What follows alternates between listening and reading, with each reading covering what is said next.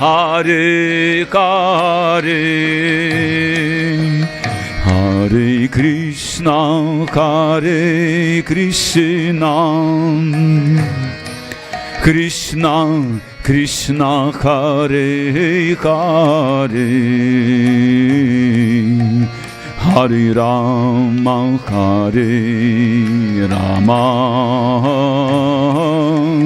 Rama Rama, Hare Hare.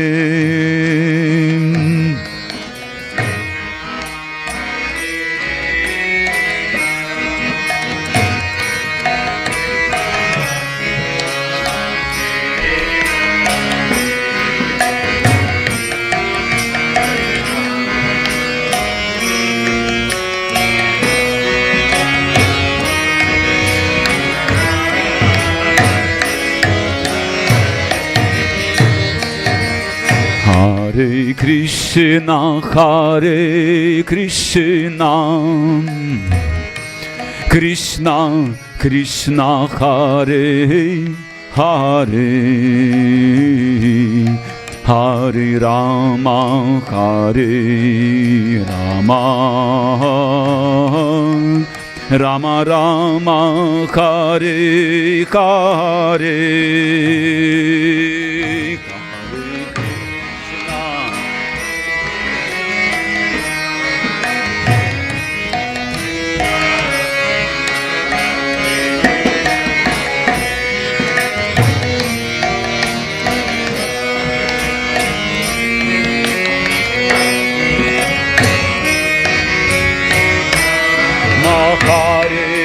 Hare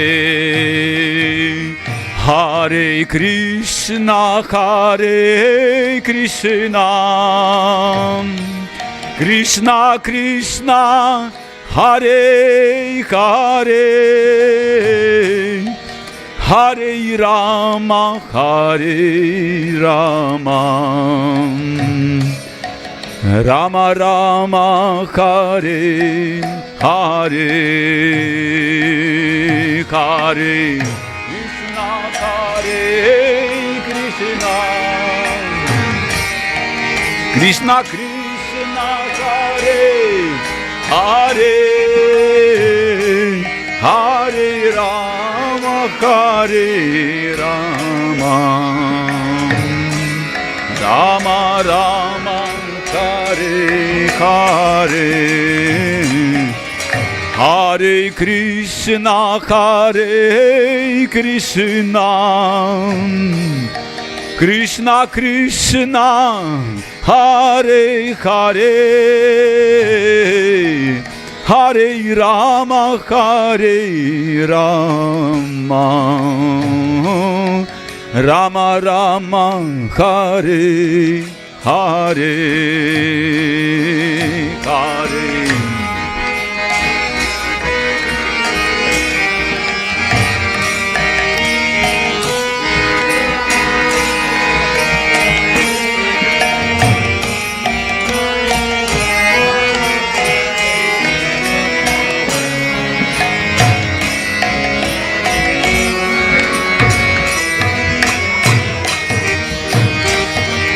Hare Krishna, Hare Krishna, Krishna Krishna, Hare Hare, Hare Rama, Hare Rama, Rama Rama, Hare Hare, Hare.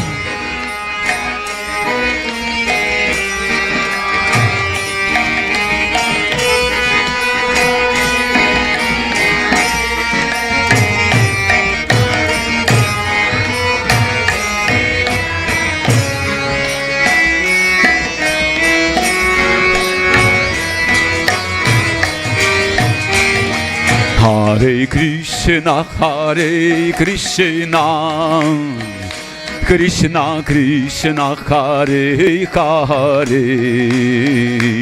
Hare Rama, Hare Rama, Rama Rama, Hare Hare, Hare Krishna, Krishna Krishna, Hare Hare, Hare Rama, Hare Rama, Rama Rama, Hare Hare, Hare Krishna, Hare Krishna, Krishna Krishna, Hare Hare, Hare Rama, Hare Rama, Rama Rama, Hare Hare, Hare Krishna,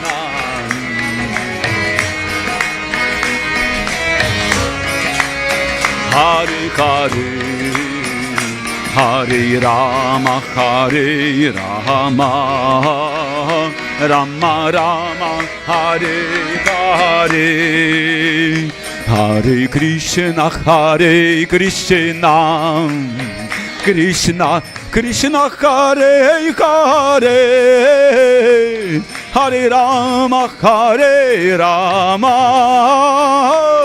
Rama Rama, Hare Hare, Hare Krishna, Hare Krishna, Krishna Krishna, Hare Hare, Hare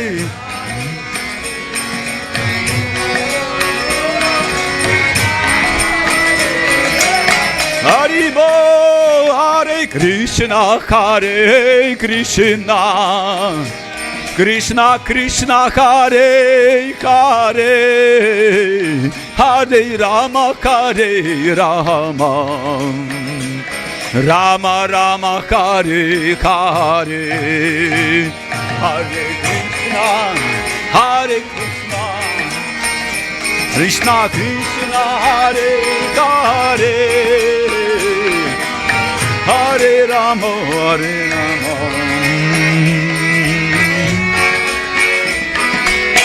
Hari Bol, Hare Krishna, Hare Krishna, Krishna Krishna, Hare Hare, Hare Rama, Hare Rama, Rama Rama, Hare Hare, Hare Krishna,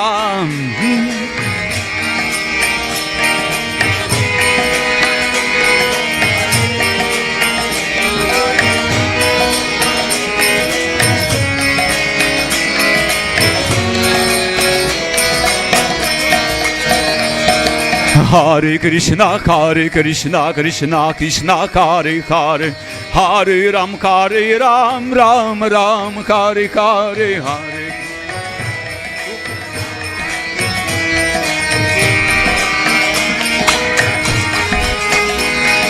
Hare Krishna, Hare Krishna, Krishna Krishna, Hare Hare, Hare Ram, Hare Ram, Ram Ram, Hare Hare, Hare Krishna.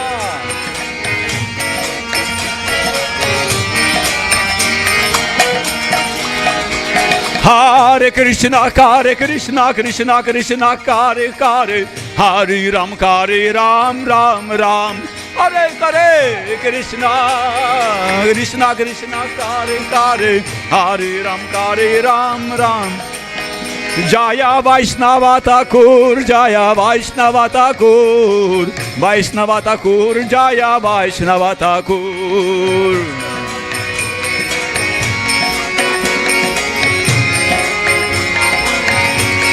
Jaya Prabhupada, Jaya Prabhupada, Prabhupada, Srila Prabhupada.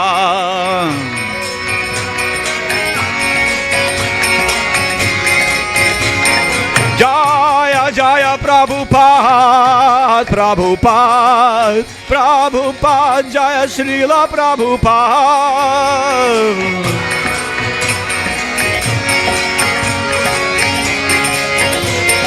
Nitai Gora Haribol, Haribol, Haribol, Nitai Gora Haribol.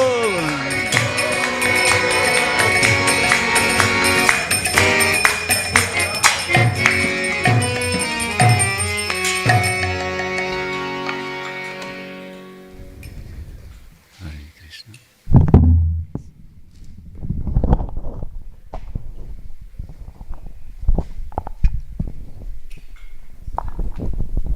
Thank you, Prabhus. Thank you. Such a heartwarming kirtan. It's beautiful. So, on this auspicious occasion of third Tirobhava ceremony of our Guru Maharaj, His Holiness Bhakti Charu Swami Maharaj, we welcome you all. So, we all have gathered here to honor the glorious life and teachings of our Guru Maharaj. Guru Maharaj was an exemplary spiritual guide and compassionate soul who dedicated his life to spreading the divine message of love, peace, and devotion. Today we remember his radiant presence. We offer our humble obeisances unto his lotus feet. So we will start our program today. So we will be reading offerings. All of us will be reading offerings today, and we have a small video to share as well. And then we have few bhajans. We will have in between few bhajans. So we'll start our program. I would like to call upon His Grace Sachinandan Prabhu. Sachinandan Prabhu, can you please come?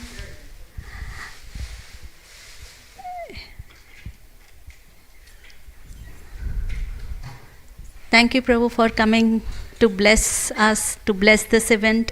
His Grace is very old-time devotee, and he is a spiritual guide for all of us here in this congregation. Very old devotee, and his presence always makes us feel very warm and very loving and very affectionate. So, over to Prabhu.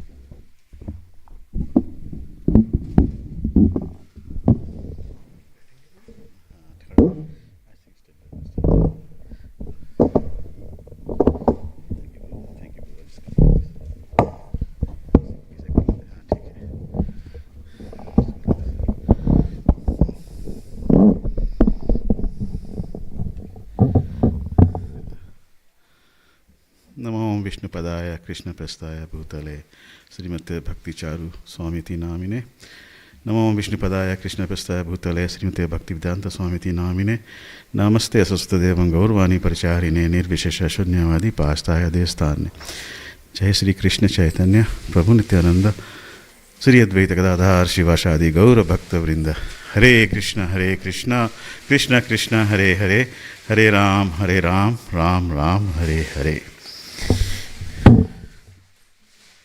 My humble obeisances to His Holiness Bhakti Charu Swami Maharaj. Bhakti Charu Swami Maharaj ki jai. I wasn't expecting to be called this early, but the service I've been asked to say a few words, and I see this as a service to His Holiness. I had some association with Maharaj some years back. I'd like to share that with you. See, when our Guru Maharaj left, Maharaj took us under his wings, and he's very kind, and he always was guiding us along. Actually, he came once specially for us. He had a big function. I think it was in, can't remember the name of the suburb, Oban, somewhere around there. Duga Temple, huh? And we were there, and he came and gave us very nice association, his pastime with our Guru Maharaj. So he was saying that our Guru Maharaj treated him like his younger brother, and he treated our Guru Maharaj like his elder brother. So it was nice association we had with Maharaj.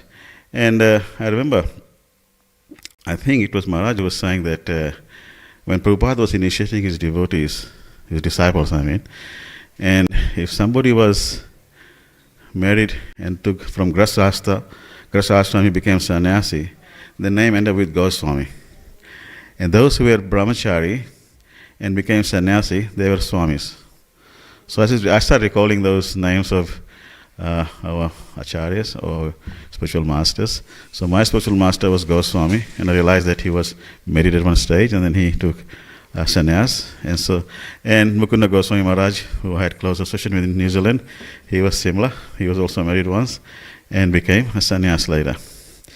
And his name was Goswami. And Bhakti Charu Swami he didn't enter Grasa Ashram. He became sannyasi after brahmacharya ashram. So Maharaj related some pastimes of Guru Maharaj, how they were together, how initially Guru Maharaj was thinking of taking Australia and New Zealand zone under his wings, but I think with Maharaj's advice and his association, they decided to take Fiji as his zone. So also Maharaj mentioned about how His Holiness Tamal Krishna Goswami Maharaj, Srila Gurudev, inspired him, and how Maharaj also, I believe he took, Prabhupada gave him, initiated him on the same day, he gave him Brahmana initiation. Is that right? I think the same day or a day or two, bit different, wasn't that much of a difference. It was the first time that happened, isn't it? After 3 months sannyas, yeah. Same day, Harinam Brahman, after the sannyas, yeah. I remember those, so I'm getting old, forgetting things, but but he was so sweet and so nice. When he came here, I asked him one personal question, and he was walking with me, and he was very humble, isn't it? With us, I think with disciples, he was firm, probably, Guru probably like that. But he was very nice and loving to his disciples as well, nice. But with us, he was very, because he knew that we have lost our Guru Maharaj, spiritual father, so he was giving us extra favors, I suppose. He looked after us as well, and as you can see that you all know Maharaj and how he's related to all of us. I remember that he put one day we were walking here in the temple, he put his hand on me, and we were walking together. A lot of people here at that time. I don't remember. I think Pramesh Prabhu, I didn't remember you that time. I think Prabhu, I can't remember. I don't remember meeting Maharaj in New Zealand when I was there. He might have come. I might have missed him. But when I personally met him was here in Australia. So, yeah, so that's... and my first impression when I first met Maharaj was, he was like a humility personified, But by looking at him, you'll know that you see when he smiles, when he talks, how humble is. You get attracted towards him. And that's why I took a leave of today and came here. So that's the attraction. That's how Maharaj attracts us towards him. And somebody like me, a neophyte, not even a neophyte devotee, I was so humbled. Maharaj I reckon he had a special. Everybody, all of my Guru brothers think the same. They think that Maharaj has a special place for them in his heart. And you can see Maharaj here smiling. He hasn't. I don't think he's left us. He's still there. You can see his present. We can feel his presence in disciples, in all of you, his well-wishers. And by reading his books and lectures, last time I got a gift of books, I was reading that as well. I think the devotees they must be very well off. They give us a lot of nice gifts. What's today? Anything? I brought my bag in case I can carry it in the bag, So thank you very much for giving us the opportunity to say a few words of Maharaj. And I must admit, I didn't have very, very close association, but whatever I had, I took it as very close to my heart. Thank you very much. Hare Krishna.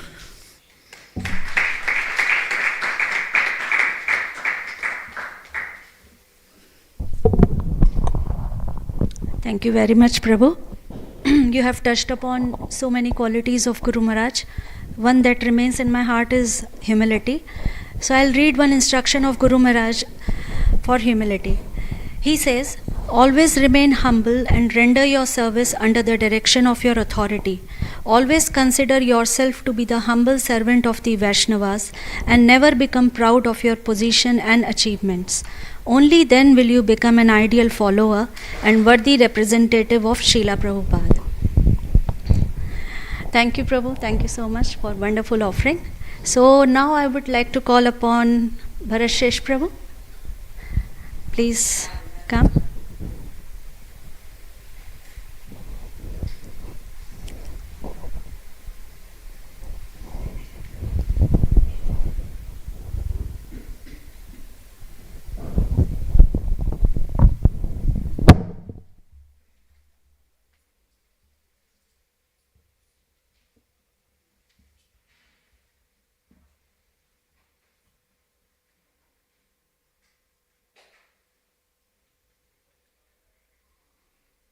Hare Krishna.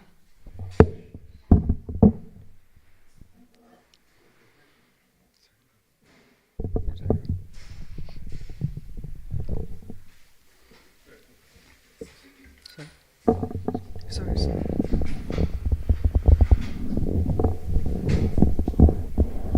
Just good.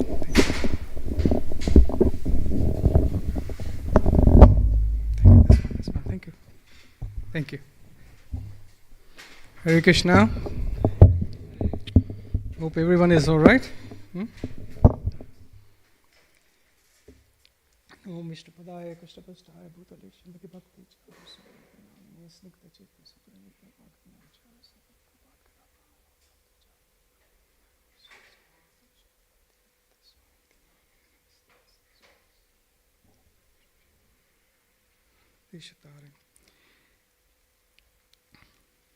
So we are over here on the third Tirobhava ceremony. So I would just like to offer a few words on Guru Maharaj I've written. So Guru Maharaj was a strategic thinker, and he worked with his strategy was very simple. And his strategy was to make people favorable to Krishna consciousness. And to make people favorable to Krishna consciousness, he used two weapons in his endeavor, in this endeavor. One was the Vaishnava etiquette, and the other one was prasadam, which he employed very expertly. So once in my naivety, I was discussing plan to make devotees in Sydney. Guru Maharaj listened to me patiently while having his lunch prasad, and then with his famous smile said softly, "Making devotees is Krishna's prerogative. Our job is to make people favorable to Krishna consciousness." Maharaja further explained that when people are favorable to your cause, then though they may not be devotees, they still go out of their way to assist you. At another instance, Guru Maharaj related an incident how to make people favorable. This is regarding Deland project, when Guru Maharaj wanted to distribute prasadam around that area. And he wanted to buy a van for the purpose, for prasadam distribution in that area in Deland. The owner of the showroom where Guru Maharaj went to buy the van, the owner of the showroom was giving a very long delivery time, which was like 6 months or 8 months or something, and which was not feasible, as it would have delayed initiating the program. So Guru Maharaj invited both the owner and his wife for prasadam, and after prasadam had a long discussion, as Guru Maharaj normally does. And by the time the discussion, the prasadam is finished,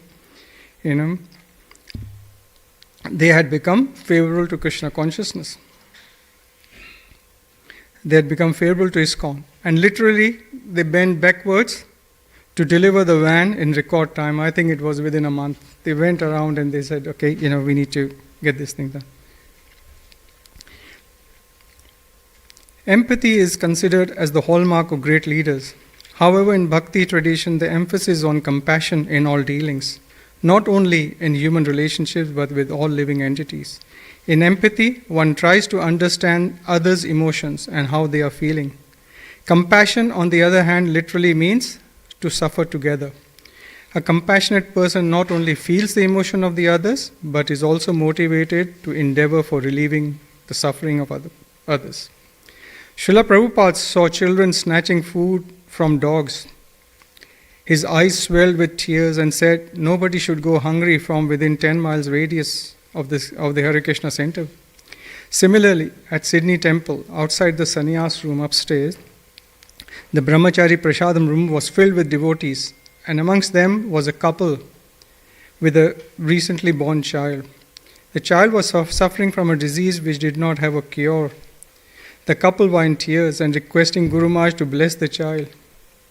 Guru Maharaj did bless the child, but later in the sannyas room said to me, with a sad heart, these people think I'm a miracle healer. What am I supposed to do? And Guru Maharaj was really very sad. Guru Maharaj was still thinking about the child the next day.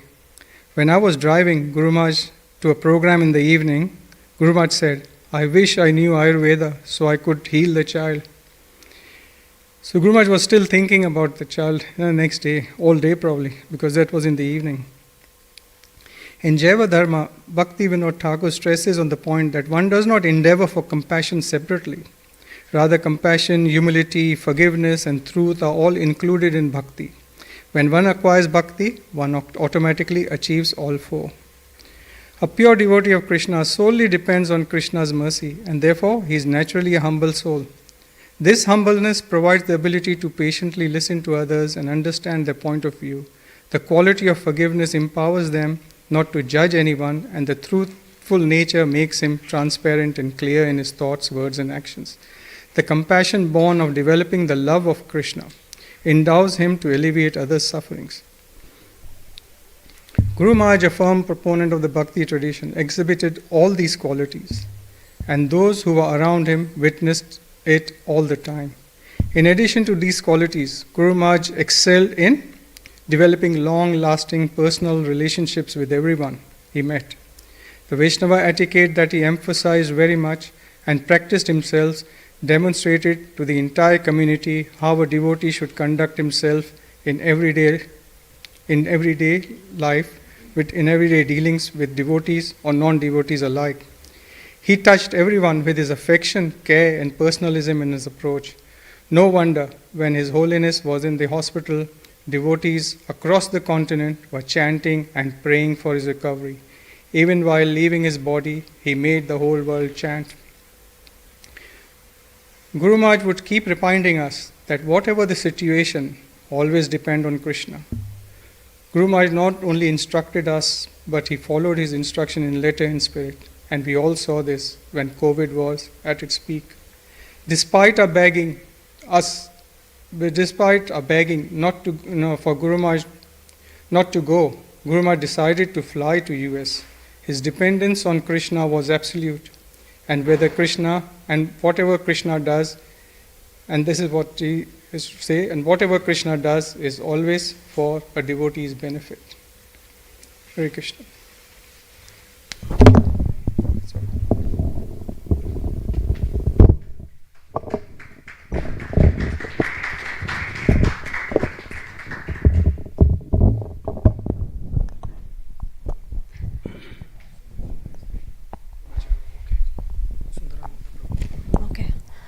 Thank you, Prabhu. Thank you so much. You have touched upon very important points which Guru Maharaj always used to say all the time and again. Etiquette and prasadam. These two things are very important. Regarding prasadam, I have one more instruction which Guru Maharaj gave us. He says, devotees are the highest class of people.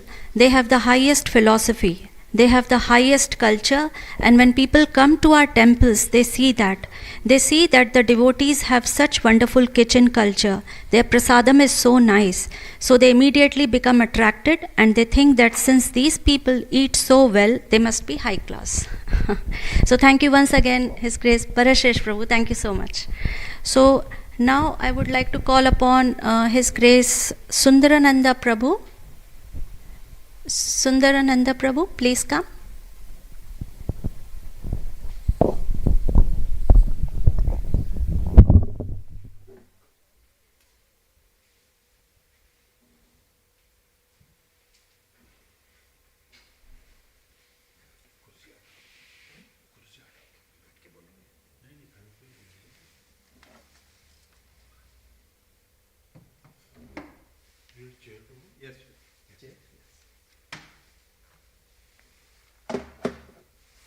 Thank you.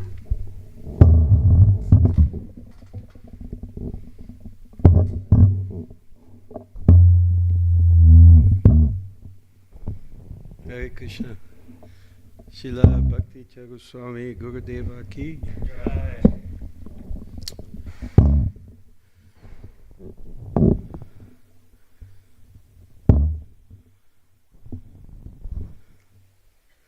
Being the recipient of the mercy of Guru Maharaj is the only qualification that I have to speak today, because Otherwise, I'm quite useless. But I had the good fortune to meet Guru Maharaj in 1986.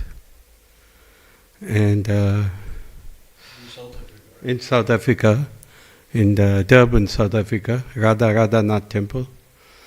And I got very close association with him for many reasons. One is that two of my best friends, Jagadadana Pandit and Surya Narayan Prabhu, like we were inseparable friends. We were together at each other's homes every week, and both of them took shelter of Guru Maharaj. So I was there all the time in their homes whenever Guru Maharaj came. And Guru Maharaj was also very merciful to us in that he always accepted our invitation to come home, even here in Sydney. And although he had so many disciples, he actually made time. And sometime he invited himself also and came home. And we felt very cared for. And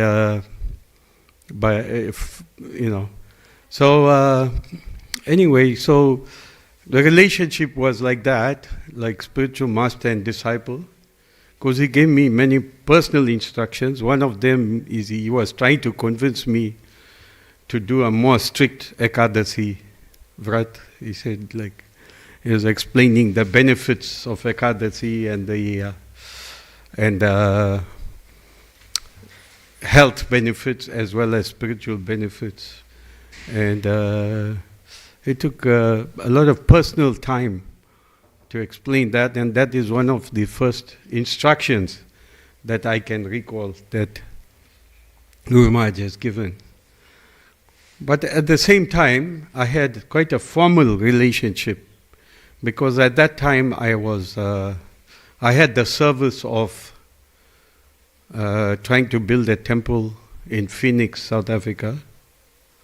After a big battle with the city council, my family got the opportunity to buy the land and donate it for the temple. And I was in charge of that project, so I had to write to Guru Maharaj in an official capacity as GBC of South Africa. And so then there was another side to our relationship. And I remember that once we got the land in our hands, I invited Guru Maharaj. Actually, he was the first senior devotee, even though there were many senior devotees resident in South Africa. Guru Maharaj was the first senior devotee to put his feet on that land. And there is a big temple there today. So when I invited him there, I was kind of juggling things because I was running a ISKCON restaurant. I was running my own businesses and doing this kind of work as well. So I invited him, but I forgot to cut the grass. It was like that time, there was nothing developed there. It was like just one bus rank and this big hill. Next to us was a church, and the other side was a mosque. And in the middle, we were in the corner property, right on a hill. But the grass was taller than Guru Maharaj. So when Jagadadana Pandit came with him, I said, Guru Maharaj, I forgot to cut the grass. He said, no, it's okay. And he walked right to the center of the property. He walked there and he looked around. And he never let me forget it. Every time, 30 years later, every time he saw me in Sydney, he reminded me. He said, that land was just bush, but now it's CBD. Now it's part of the CBD. And he always was rejoicing, although devotees, we don't want looking for any recognition or anything, right? But if the Father pats you on the back, you feel so nice as well. So that's kind of how I felt. Another time, Guru Maharaj came home, and we used to live, I had a shop, a jewelry shop, and I used to live upstairs. So he came home one day. He invited himself and said, I'm coming, and just came. And then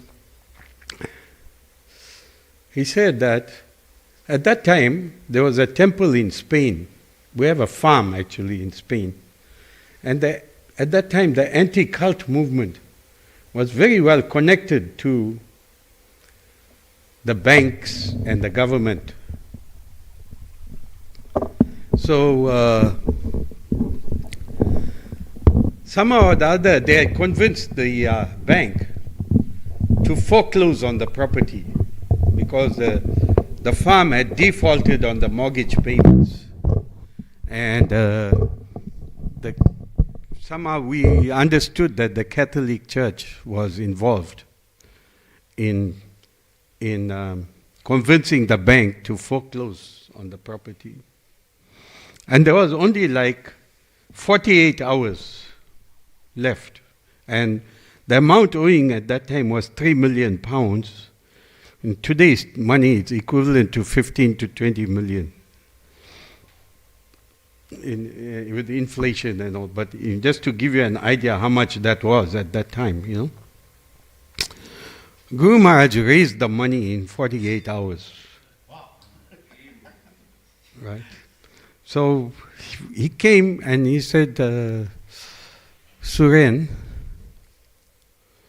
I want to give an award to the donor, the major donor.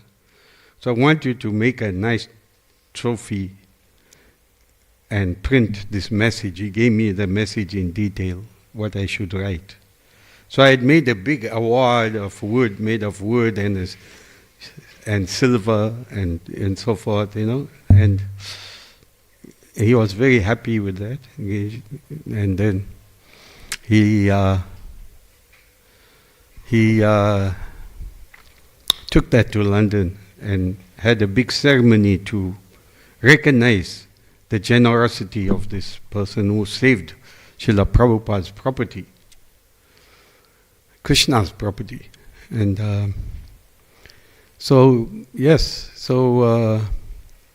another time, like he knew that, like, okay, I was a little bit of mafia in those days, and so one day he used to bring guests from India when he comes, and he used to drop them at my house and go away.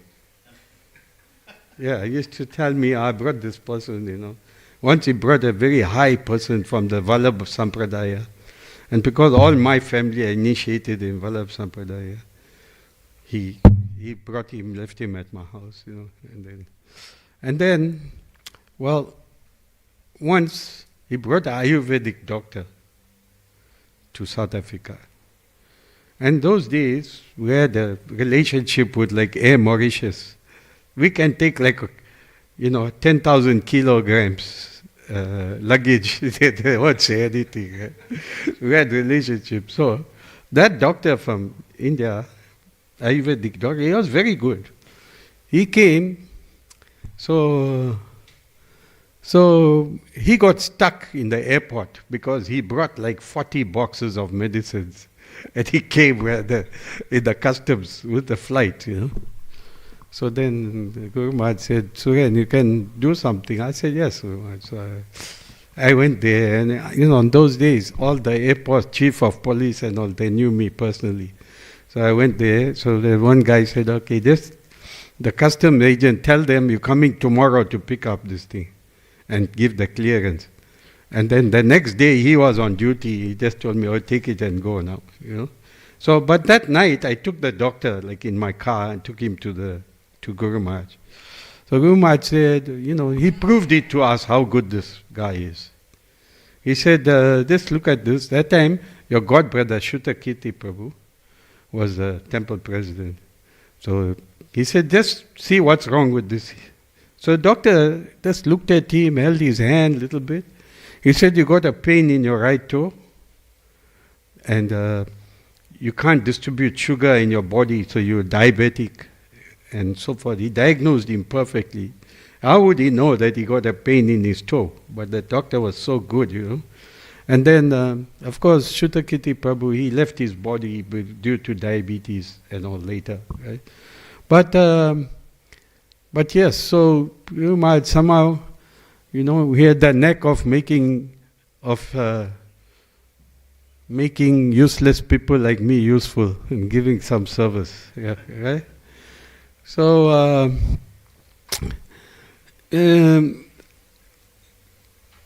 I'll tell now that I mentioned, because since this Tirobhava festival is there, from last few days, more and more memories of Guru Maharaj are coming. Like even this morning, new memories are coming. That, because I'm old and forgetful, but somewhere Guru Maharaj has kindly seated himself in my heart, and somehow these memories come. So, since I mentioned Shutakiti Prabhu, I'll speak a very nice memory. So Shutakiti Prabhu was very sick with renal failure. And he was in the hospital.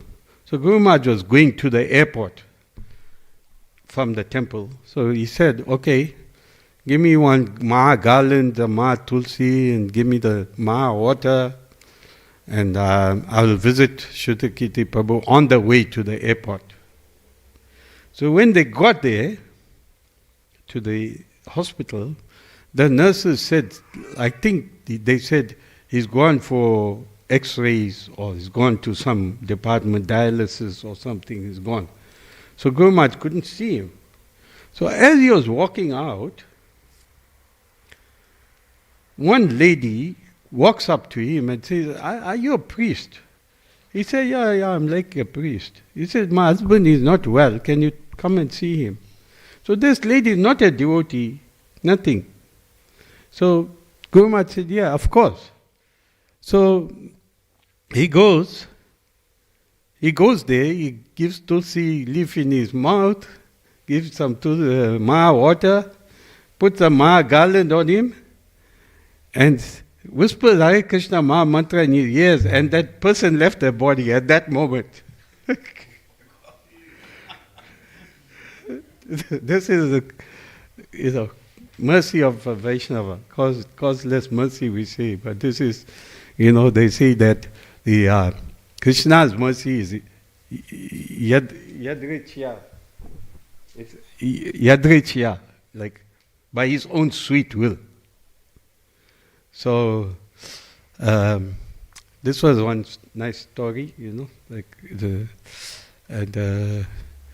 Shutakiti Prabhu was a very, very wonderful disciple and god brother of all of you, and he was amazing. And right to the point of his leaving his body, he was speaking amazing katha of Srila Prabhupada. He created such a big awareness of Srila Prabhupada consciousness amongst the entire congregation of South Africa. So Shutakiti Prabhu ki. Yeah.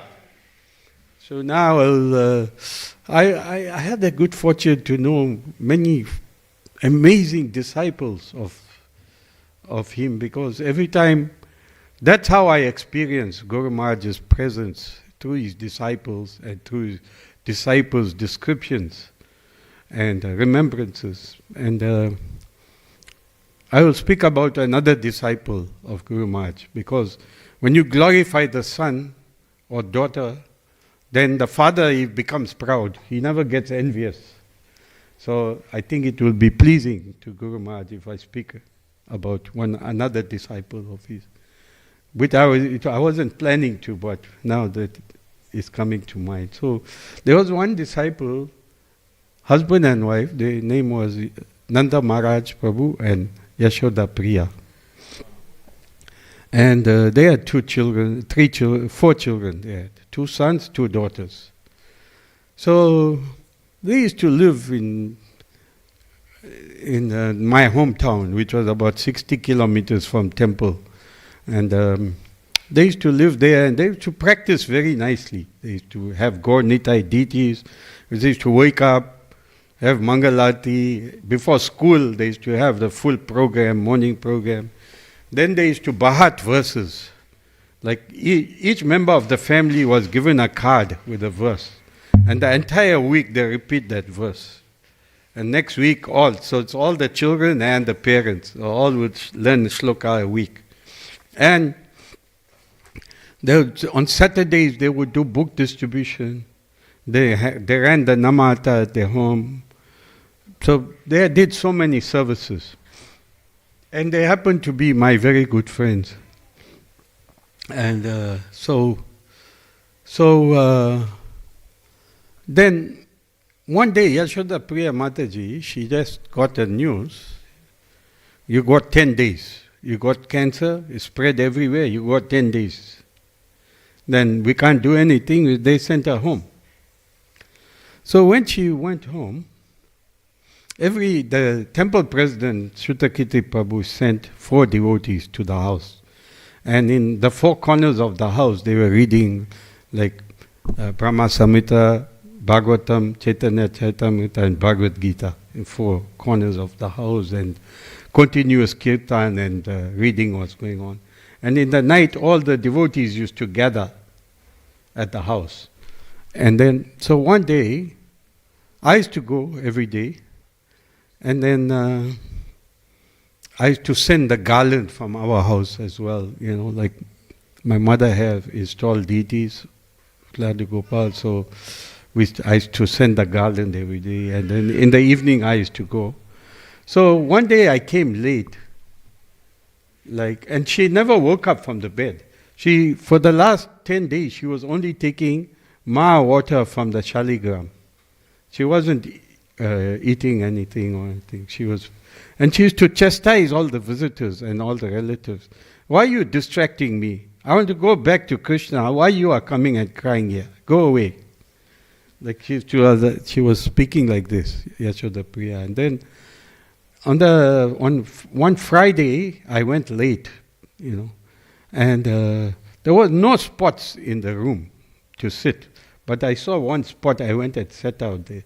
And when I looked up, I was so surprised to see her. She was sitting on the chair, and I was sitting by her feet. And she looked at me and gave me a big smile, I was like, and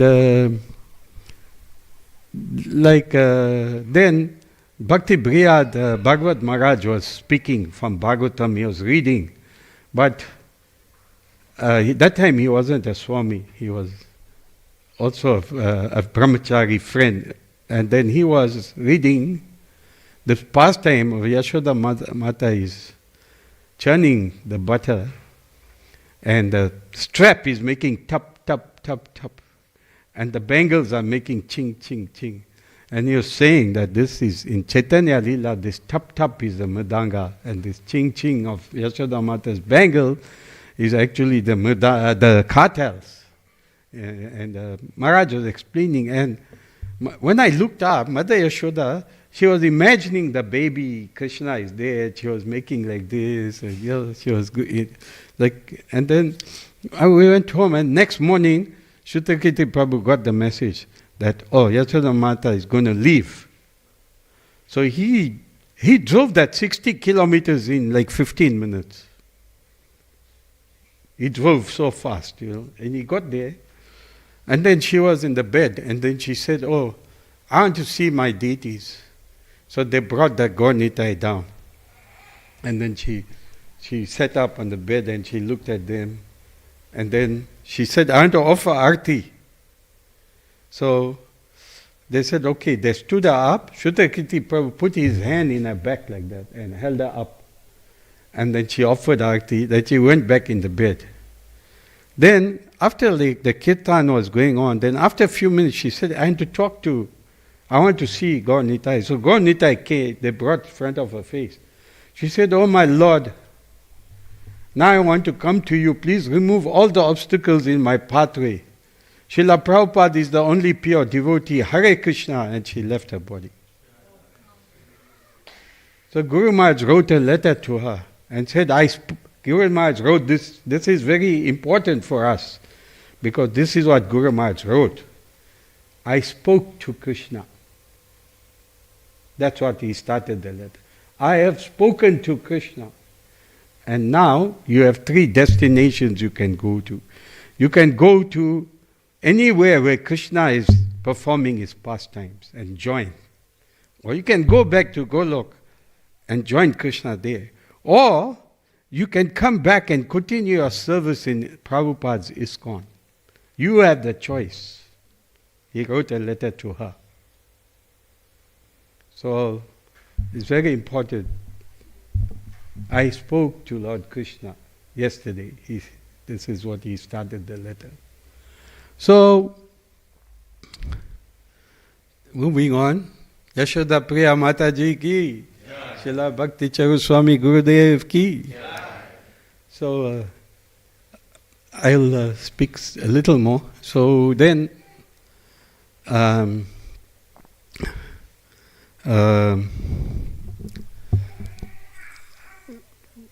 very embarrassing situation for me was because he is my spiritual master. Although I'm initiated from His Holiness Indradumna Swami, I had so many caring, loving spiritual masters, and I served them equally. So one time I was in a very awkward situation, in that in South Africa, my Guru Maharaj had started the Rath Yatra festival. And after about 10 years or so, the committee decided to move the date of the festival. And my Guru Maharaj couldn't go to that anymore. So he told me, Guru Maharaj told me, you phone Bhakti Charu Swami now, is the GBC, and you convince him not to change the date.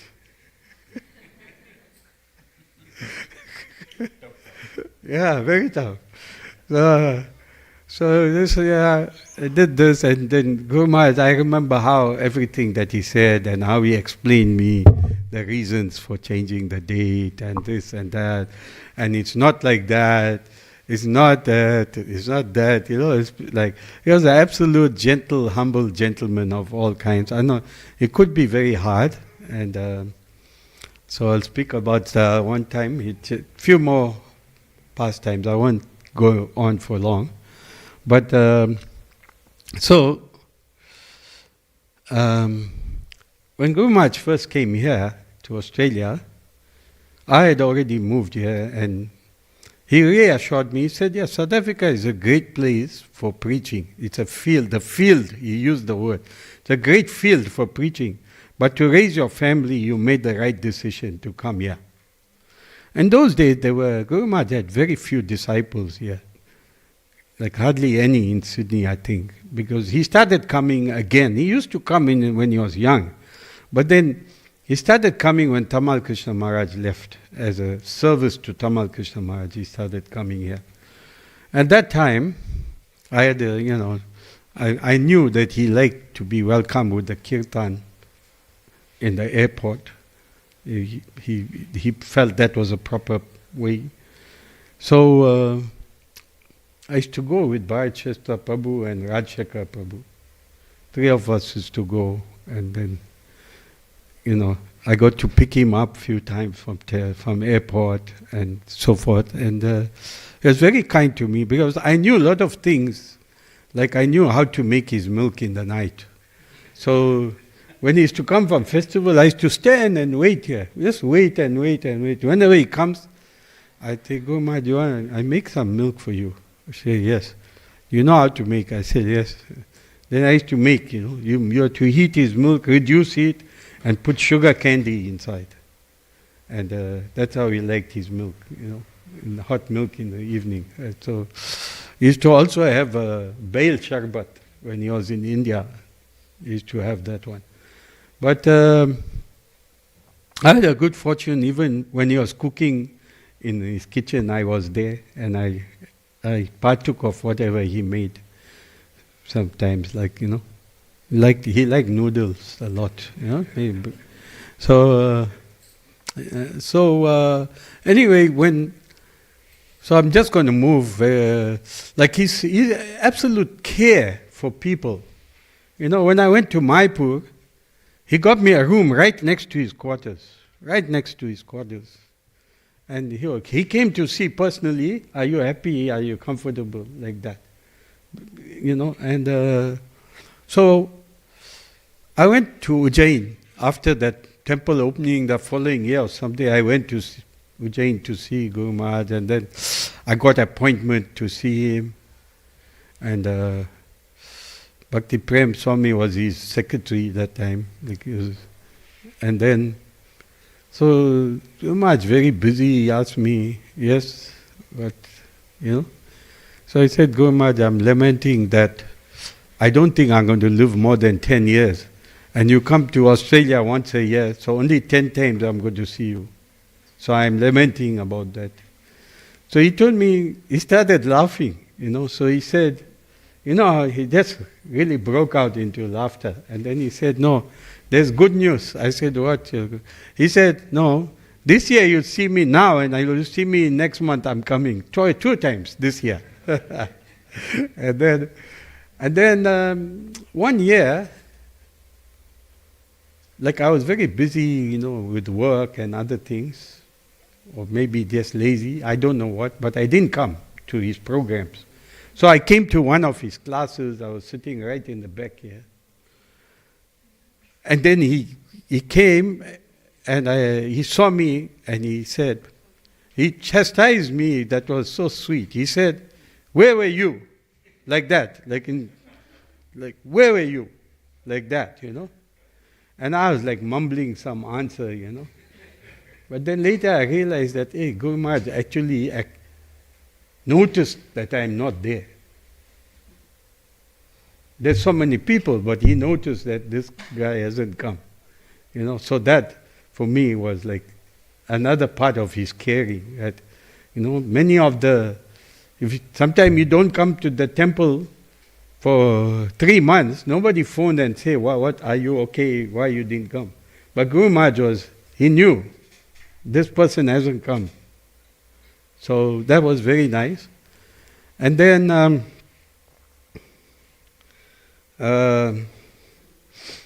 there's two more things I'm going to say. So one of the most embarrassing and caring moments that I had with Guru Maharaj, it's very embarrassing for me, but one time he was giving class and he was singing Jai Radha Madhava before the class. And when he was singing, I got I wanted to dance. So I was in the back, I was somewhere there in the middle, and I started dancing. So he stopped and he said he wants to dance. And he got up and he cancelled the class and he carried on with the kirtan. And he walked up to me and started dancing. Yeah, so it was very embarrassing. My face was red. But actually, it was such loving care of his, So it gives me hope that all is not lost, despite my spiritual weakness. All is not lost. I have him caring for me. I might put in a word there with Prabhupada to let me in. But so this, what I'm going to say now, today is the disappearance day of Sanatana Goswami and Bhakti Charu Swami Goswami also. Very important personalities in our sampradaya will be remembered for generations to come for their contribution. But when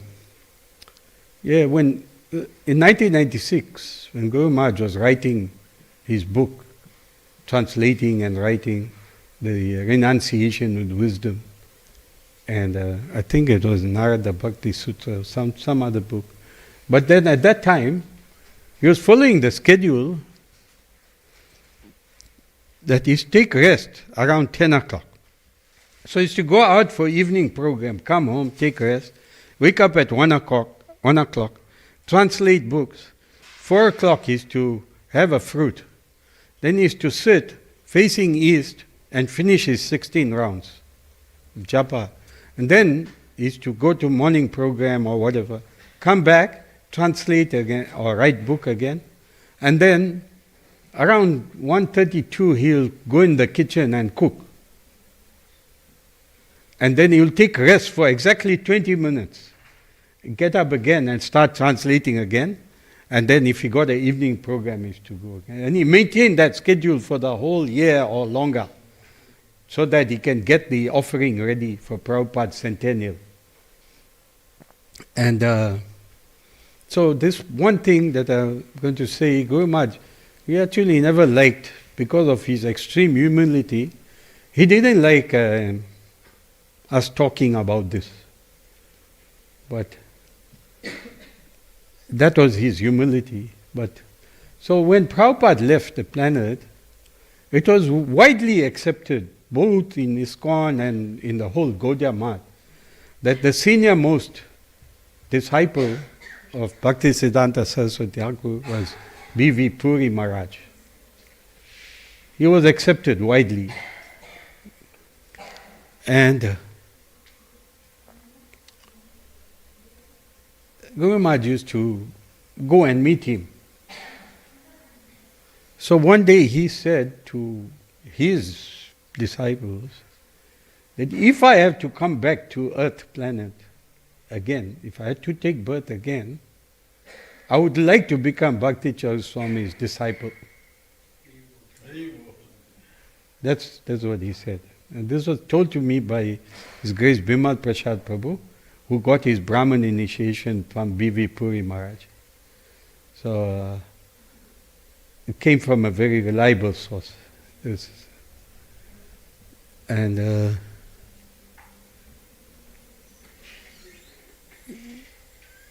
so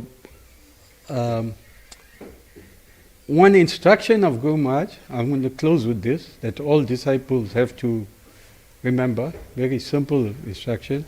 One day Guru Maharaj was walking with his team, going to the shooting location for Abhay Charan video. He was walking with his team, very senior people involved in the production. He turned around, he looked at one of his disciples and said, "Did you chant your rounds today?" The disciple said, "No, I didn't finish." He said, "Go back. No other services. You can't do any other service till you finish your rounds. Go back and finish your rounds and then come and join us on the set." So I'll leave with that instruction for all of us. Hare Krishna, Srila Bhakti Charu Swami ki. Yeah.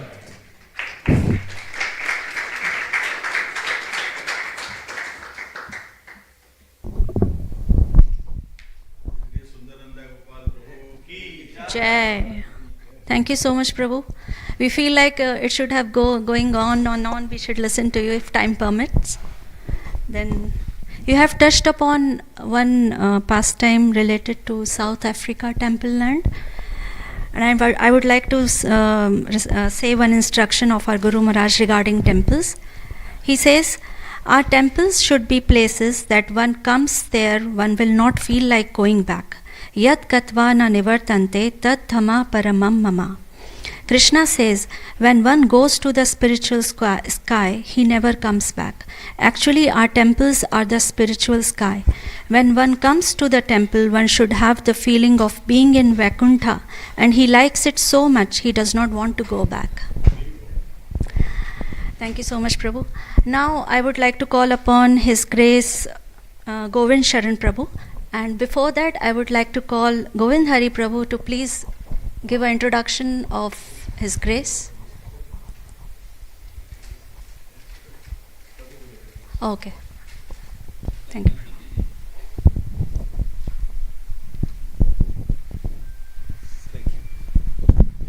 Hare Krishna. So, His Grace Govinda Charan Prabhu has been serving non-stop in ISKCON for many, many years. He's originally from Fiji, but he was here. He was the head pujari here 24 years ago, for some years. And not only that, but he is a great inspiration and is a great inspiration to many, many, many of the Sydney devotees and devotees worldwide. So he left here. He's very sweet and soft-spoken And whatever words he says are few, but the words are very potent and explicit, pertaining to whoever he's speaking to. And so he left here when his Guru Maharaj, Srila Bhakti Swarup Damodar Swami, Govind Charan Prabhu, he did a lot of personal service for his Guru Maharaj, but when his Guru Maharaj left the planet, he went to Radhakund and then was instrumental in building the Samadhi Mandir of his Guru Maharaj. And since that time, he stays there as the caretaker of his Guru Maharaj's Samadhi Mandir, where also the wonderful deities of Prabhu. Which deities are there? Gopalji. Who's deity there?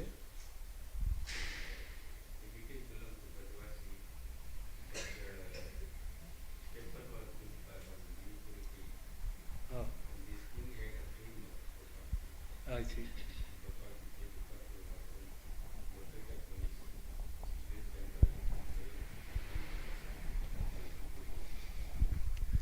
So yes, you heard that. Gopalji also resides there, and I would request that if any of you are going to Vrindavan, Govardhan, Radhakund, please visit the Samadhi Mandir and Gopalji and Govinda Charan Prabhu. It's a wonderful experience. He's an amazing person. Like, he remembers, like, after 24 years, he saw me after like 18 years I went there, or 16 years or whatever, and he knows I'm a diabetic. He didn't give me any sweets. He gave everybody sweets, but he didn't give me sweets. Okay. So he's like a very caring, personal person, and we are personalists in ISKCON. So please visit there, and I'll let his words speak for him as the introduction. So please go in the Charan Prabhu.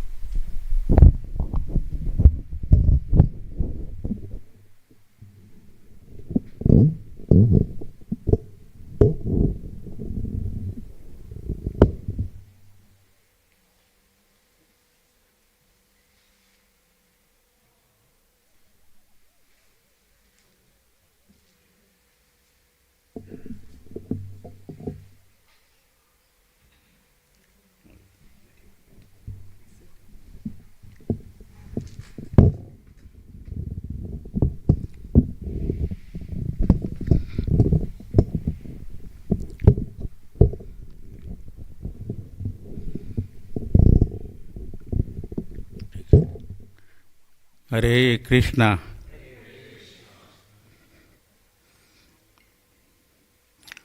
Om Ajnanatimrandasya Jnananjanasalakya Chakshurunmilitam Yena Tasmai Shri Guruve Namah.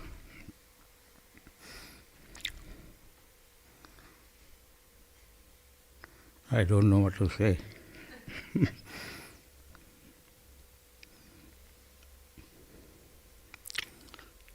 I came a few weeks ago, and some disciples requested me to glorify Radha Govind Maharaj. So somehow, second time, I am allowed to say, but I am not qualified. So then Narendra Prabhu called me to his home. Who is Guru Maharaj?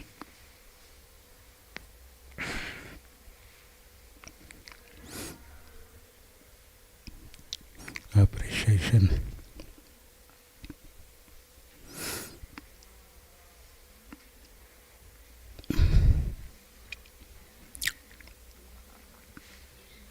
Somehow we have to realize one thing in our life.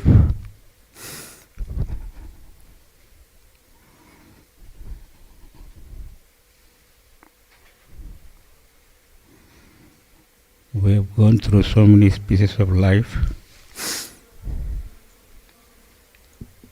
and very still suffering.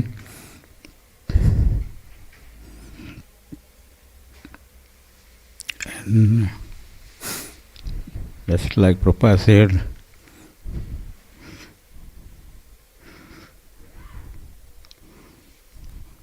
the female bird gives the egg, and the chicken comes out from the egg. So the first birth is the egg, and the second bird is the female bird. So our life is going through same cycle. First birth we have taken so many times in 8,400,000 species of life. And then the second birth is only possible by the mercy of Lord Krishna, when He gives us bona fide representative spiritual master.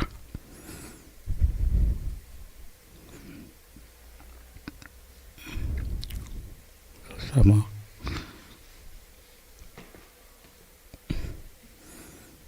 so those who have already got initiated, you are all very fortunate. And those who haven't taken initiation, I'd like to beg you all, pray to Krishna.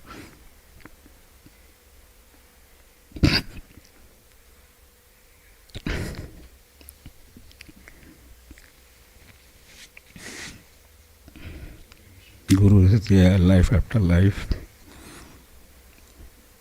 and Krishna will make arrangement.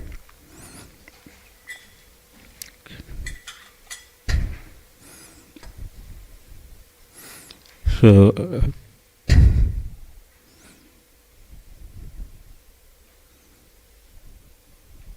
somehow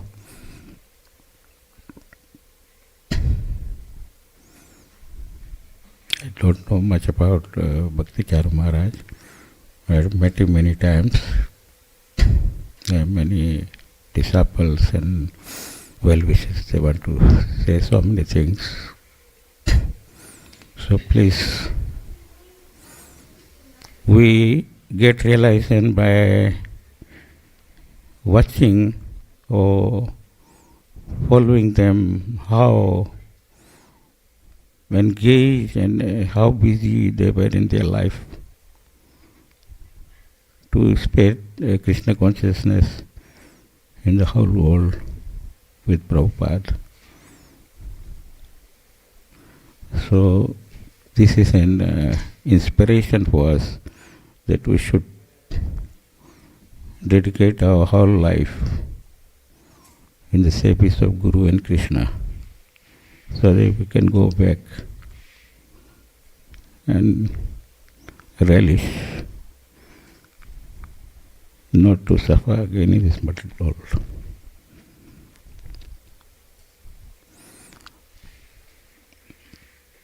One time,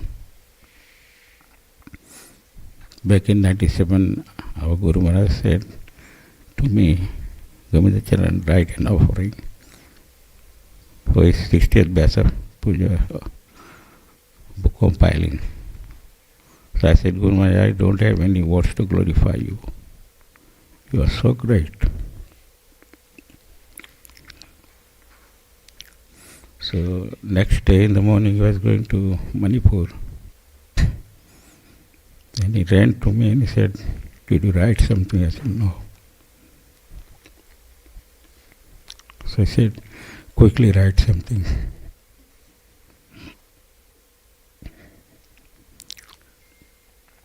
So I had a vision that Guru Maharaj is trying to save Prabhupada, to fulfill Prabhupada's mission. Please don't make any offense, or else he will disappear soon.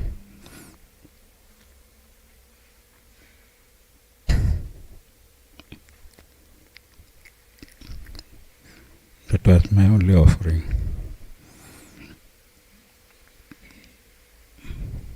So I pray to you all. Prabhupada said, give this lifetime to Krishna and go back, or else next life Mahadev will kick you. You will born in Mongolia, China, Africa, no bhakti. So please,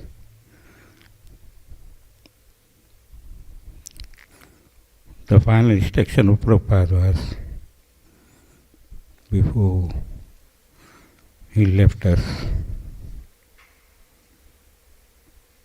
don't leave the association of devotees. If you leave the association of devotees, you fall down.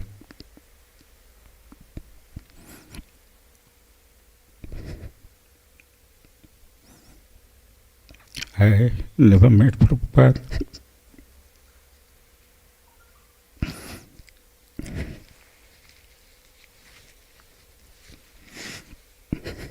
But I have many dreams of him still now.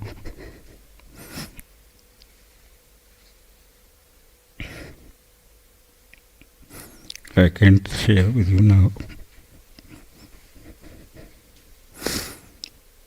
Maybe next time. So we can realize all these Maharajas, when they were sleeping, when they were eating, when they were bathing, they always dedicated to one Guru and Krishna. So please, whatever Papa said, give this lifetime to Krishna and go back. Krishna sent him to save us all, and we help one another to make our life successful. I can't say much about Bhakti Charu Maharaj. He's so special and dear to all of us. Just follow his instructions and his guidelines, and you can be successful in your life. I'm just a short story. There are many. I was a disciple of Radha Govind Maharaj. Last time I told to devotees, Sundrinada Gopal Prabhu's house. He was from Ludhiana, Punjab, and his name was Radha Madhav Das. So he used to save all the Maharajas and Vaishnavas, very humble. He used to come to me and fall down and prostrate, dandavad, and he used to speak so soft and so gentle. And then the disciples told me this story. He took his Gurudev to his house in Ludhiana, Punjab, and saved him with whole heart. And then giving him bath and feed him nicely, everything, because Maharaj has some problem with his left side of his body. So somehow Maharaj came back to Vrindavan, and one day Maharaj said to his disciples that tomorrow Krishna Bhagavan is coming to take Radha Madhav Das back to his spiritual Lord.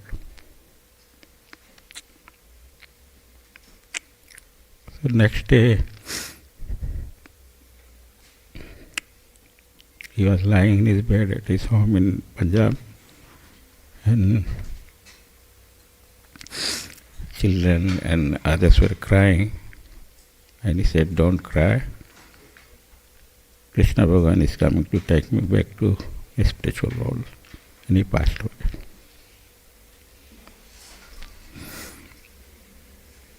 So somehow you can realize, if you save all these pure devotees of Krishna, the Vaishnavas, and Krishna becomes very pleased, and Krishna himself or the spiritual master takes the responsibility to take us back home. So I will just stop here. Please forgive me for any things I said which didn't please you.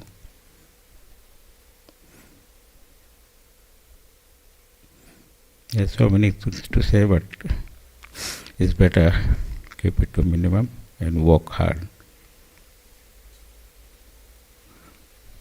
Krishna, Prabhupada in the Bhagavad Gita says, Krishna says, Kalos me, I am devouring death and I am time.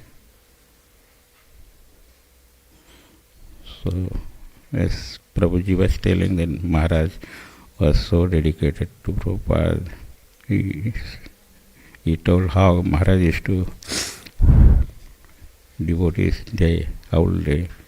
So we have to realize in the same way that work hard this lifetime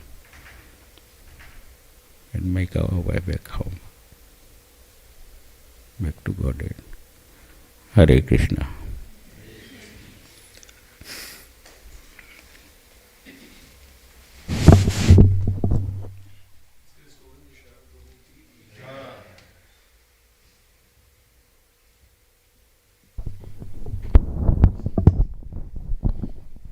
Thank you, Prabhu.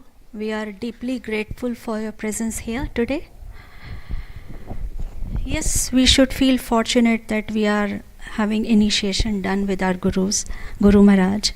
Our Guru Maharaj says, after receiving initiation, a devotee should not think, now I am liberated, now I can simply eat and sleep. On the contrary, one should become more serious after initiation. Srila Prabhupada emphatically points out that spiritual life is a very serious business. When one takes to spiritual life, especially after he has received initiation, he must become very diligent.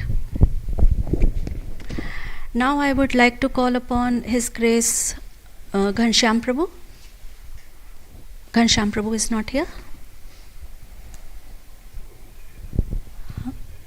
Okay. Can I request Govind Hari Prabhu to come?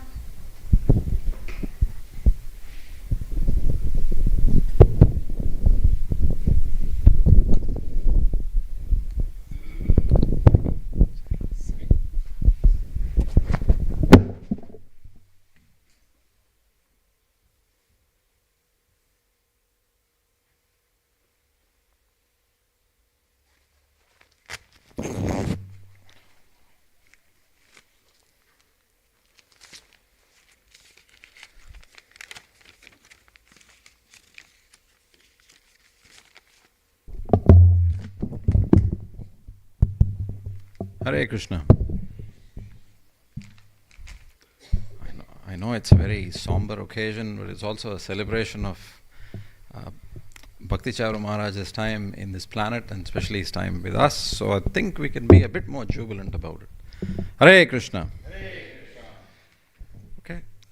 Firstly, thank you very much, Pranaveshwar Prabhu, and to all the disciples of His Holiness Bhakti Charu Swami Maharaj, for giving me the occasion to just recollect some of the time I was very fortunate enough to have spent with Maharaj, and to hear from you, most importantly, on this very somber but also a jubilant occasion of remembering His Holiness Bhakti Charu Swami Maharaj, who was very, very dear to all of us.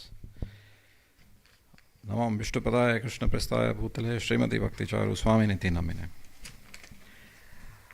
I mean, there are many things to talk about with Bhakti Charu Swami Maharaj, and the list is endless, so I just thought I'd make a few bullet points. It's not very different from what I had to say last year, because every time I think of Bhakti Charu Swami Maharaj, these are the points that come very close to my mind. As Sundaranandan Gopal Prabhu said in his offering, he pointed out to Bibi Puri Maharaj, who was widely recognized as the most senior Vaishnava after Bhaktisiddhanta Saraswati Thakur and Srila Prabhupada left this planet. And B.B. Puri Maharaj himself personally wished that if he came back to this planet, he should come back as a disciple of Bhakti Charu Swami Maharaj. Likewise, our old temple president Varanayak Prabhu once, when Bhakti Charu Maharaj we were very lucky that he used to grace the shores of the Australian Yatra once, if we were very lucky, sometimes even twice a year at a point in time. And there were one or two occasions where we had the good fortune of taking Maharaj around, introducing him to devotees. Maharaj used to run his seminar courses, and when this was at the time when the temple was thinking that we probably need to acquire another property, and Bhakti Charu Swami Maharaj was the first sannyasi who we took counsel from. And in fact, he was the first sannyasi who led the fundraising drive for those programs as well. He was the first sannyasi who led the fundraising drive for the renovation of this temple for its 40th anniversary. Not so long ago, we celebrated its 50th anniversary, but Bhakti Charu Swami Maharaj had led the fundraising drive for the renovation of the temple's 40th anniversary. And during all those occasions, Varanayak Prabhu, on a number of occasions, used to tell me that you're very lucky that if you get to spend any time with Bhakti Charu Swami Maharaj, because these are the accounts I have heard from your own Guru Maharaj, Indradumna Swami Maharaj, and other senior Vaishnavas, that Bhakti Charu Swami Maharaj is the closest sannyasi you will get to Srila Prabhupada himself, in terms of his demeanor, in terms of his nature, in terms of how he carries himself. Backgrounds aside, he can be as soft as a rose and as strident as a thunderbolt, if it has to come to be. He's someone who, if anyone came in contact with him, regardless of whether they took up the process of Krishna consciousness or not, just like in Srila Prabhupada's days, they would walk away saying that they had met a thorough gentleman. And that was Bhakti Charu Maharaj's mood. Everyone who came in touch with him was very, very favorable to him, and consequently very, very favorable to ISKCON. When it came to Maharaj's own disciples, and there have been quite a few initiation yagas we've witnessed in this temple itself, on top of the standard 4 vows that any initiate has to take at the time of initiation, Maharaj used to have a 5th vow as well, which is, you've got to promise me that you will never leave ISKCON. I can see a few disciples nodding, so I know I'm going in the right direction. So he used to make disciples take a 5th vow, that you must give me a vow that you will never leave ISKCON. And that just went on to show Maharaj's futuristic vision. And if you do come across any of your god brothers and god sisters who for any reason or any circumstance in their life aren't particularly following that vow, I think you should take it upon yourselves to get them back, because you're the living embodiment of your Guru Maharaj now. Now, there is, in terms of my profession, I've been in senior executive positions just by dint of the grace of the time I may have spent with some senior Vaishnavas in my corporate career. So in your corporate career, when you take on a senior executive positions, they send you on all sorts of training workshops to train you to function as an exec.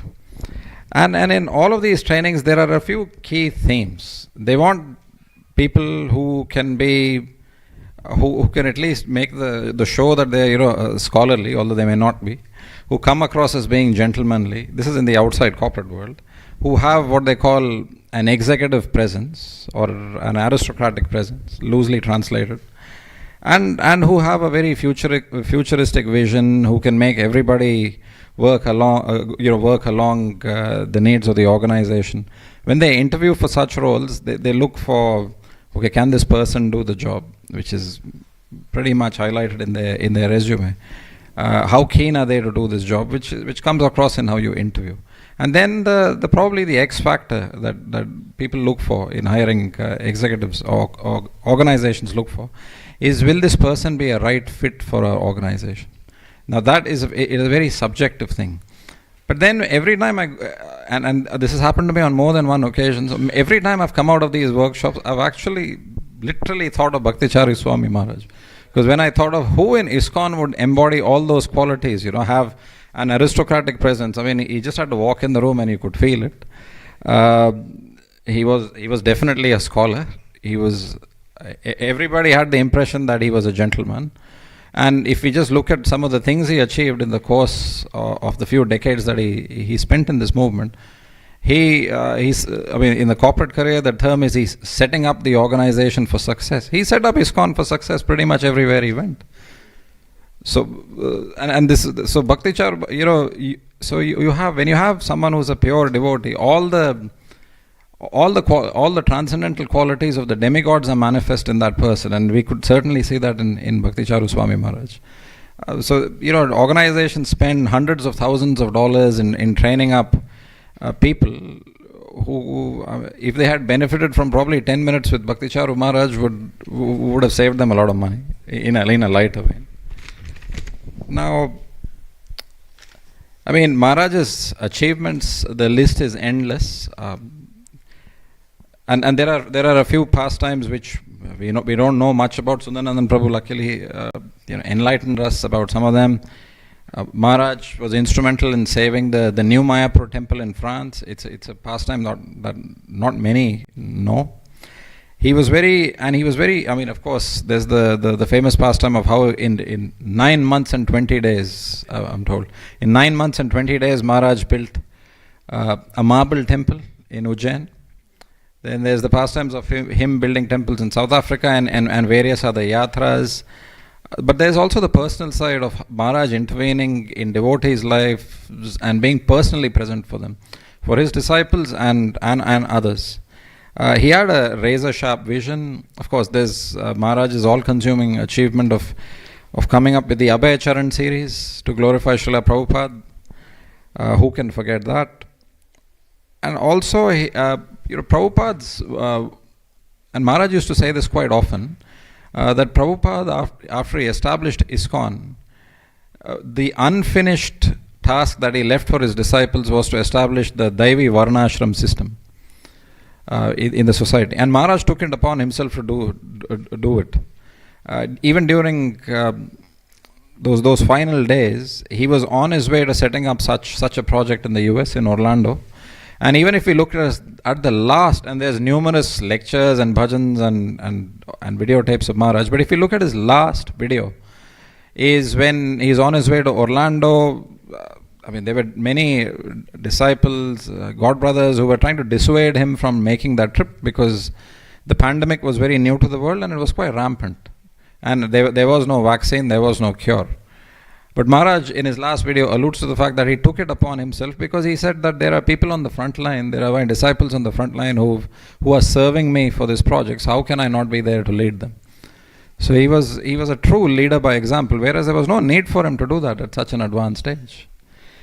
All the embodiments of a true leader were automatically manifested in Maharaj. Some of the other memories that I have with Maharaj is he was immaculate with his time. If he made and I think his disciples would know that better than most. If he had an appointment, he made sure he was there quite early, and he made sure you got there pretty early as well. And the other attribute that Maharaj has, which is a very unique attribute that not many can claim to have, especially the more a person is renowned, the less time they have for you, and they can, and the more busy they become. And if you want to get an appointment with them, if you want to get an appointment with, as Prabhupada used to say, if you want to get an appointment with the Prime Minister of a country, it's quite a difficult task. You need to forge the right connections, and if you're very lucky, you'll get a few minutes of their time. With Bhakti Charu Maharaj, even the few minutes that you spent, and you were in the company of a very towering figure in this movement. In those few moments, he would make you feel very, very special and very, very loved, such that you would want to associate with such a movement. There's one Vaishnava who's not with us anymore, Giriraj Prabhu, who's Subhadra Mataji's father, Radhikanath Prabhu's father-in-law, and Tulsi Bhakti's father as well. I remember, this is just a small pastime, Maharaj went for a home program at their place. And a few years later, he had a Ramayana seminar, which was his first seminar in Sydney in 2009. And I was in a alleyway during the break of the seminar, and Maharaj glanced upon me and Giriraj Prabhu. And we exchanged a few pleasantries, and then he turned his attention towards Giriraj Prabhu, who was not initiated at the time. And he instantly asked him, "So, Mr. Hirani, how are you?" And Giriraj Prabhu was quite startled that Bhakti Charu Maharaj even remembered his name. He was like, "I'm good." And the conversation went something along the lines of, "Yeah, I'm very good. Maharaj, how are you keeping? How's your health?" etc., etc. And when the conversation ensued, Giriraj Prabhu was kind of scratching his head, trying to remember when Bhakti Charu Maharaj had visited his house, and said, "You came to our house in 2007. It was a very special occasion. You spent that time with us." He said, No, I came to your house in 2006. He was a traveling sannyasi with myriad engagements in all parts of the world, and still when he met you, and so there is no facade to it. He actually made you feel special because he really put that effort into it. He was naturally that kind of a person. He knew the exact minutiae of the details of when he went to Giriraj Prabhu's house, what transpired there, what happened. So he had a razor sharp memory, and he forged very close personal connections and bonds with people.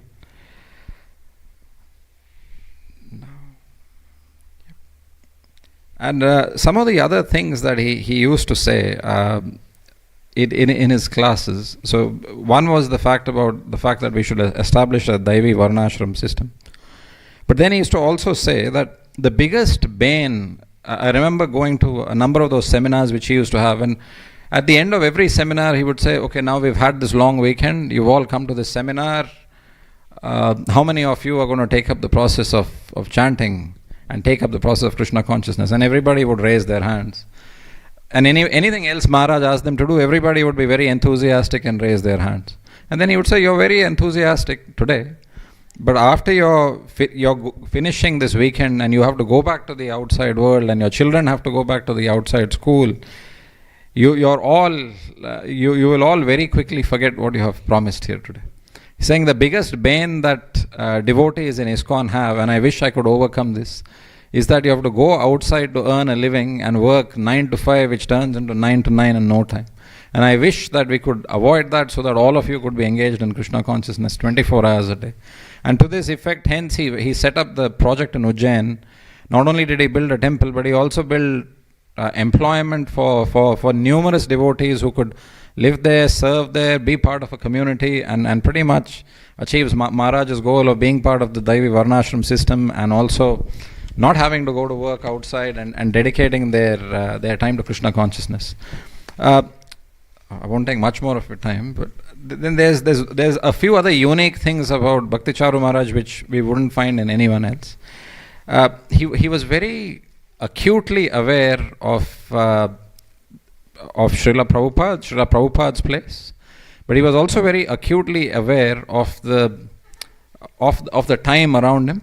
He was very acutely aware of how time had moved between when Prabhupada was here and where he was here, and how the movement accordingly had to adjust itself. And he was also very, very acutely aware of history. He had a really, really strong sense of history. There have been, and what I'm about to say, if you ever heard it in your Guru Maharaj's lecture, look, if you could just put a show of hands so that I know I'm on the right path. So Maharaj, in a number of his lectures, used to say that, especially when he used to lecture on the Ramayana and the Mahabharata, he used to refer to them specifically as, these are itihasas. The Sanskrit word is itihas, which means it's a history. It has actually happened. Purana means something that is very ancient. It has actually happened. These days, modern scholars call them mythology. Anyone heard that from your Guru Maharaj? Yeah. So he says mythology is a term that the British introduced to India to debunk all of the ancient Vedic literatures. It is not a mythology. And then he used to break down the word mythology. He used to say mythology, if you split the word, has its Latin roots from logos, which means the science, and myth, which means something that may or may not have happened. So indirectly they're saying that all these itihasas like the Ramayana and Mahabharata are myths, which may or may not have happened. But that is not the case. And now even modern day Indians call them mythology or mythology, whatever way you pronounce it. But it is not a mythology, it is history. And he was very, very emphatic about it. So when Maharaj, when Maharaj left this planet to take on another service that Srila Prabhupada has given him in another part of the universe, I used to listen to a lot of his lectures. I still miss him a lot. And during COVID and lockdown, when all of us were home, I think we had a bit more free time with us. So I used to end up, as usual, wasting my time and watching a few other YouTube videos. There was this particular, and this is where I'll call out what I've learned from Bhakti Charu Maharaj, and it stayed in my head.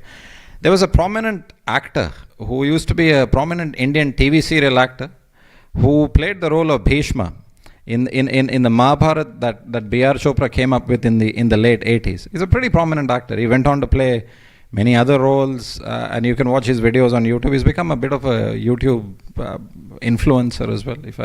That's the modern term. Yeah, Mukesh Khanna. And he was quite, he was talking about the Mahabharata at length and the importance it plays in having shaped Indian culture and the things that you can learn from the Mahabharata and the other mythologies like the Ramayana. So I liked the fact that he was quite passionate about what he was speaking about. As soon as I heard the word mythology, I actually wrote to him on his personal YouTube handle that, look, and I tried to think of how would Bhakti Charu Maharaj have written this letter. So I wrote to him, first glorifying him for everything that he had done in the cinematic world, and then said that, look, some of the roles that you play, especially the role of Bhishma in the Mahabharata, is encased in everyone's heart. But I'd just like to point out that the use of the word mythology, and I tried to remember and repeat exactly what Bhakti Charu Maharaj had said by breaking up what mythology meant and the fact that indirectly us in a modern Indian historical context are debunking our own scriptures by referring to them as possible myths. And lo and behold, after a couple of days, I actually got a reply from that actor thanking me for pointing out the mistake and saying, no, you're right. These are not mythologies, they are itihasas. And in consequent videos, he went on to mention the Mahabharata and Ramayana as itihasas. So these were some of the things that we learned from Bhakti Charu Swami Maharaj. And if we look, and we should never forget, particularly the disciples, but all of us, anyone who's come in contact with Bhakti Charu Maharaj. Anyways, the pastimes are numerous, but we are running out of time.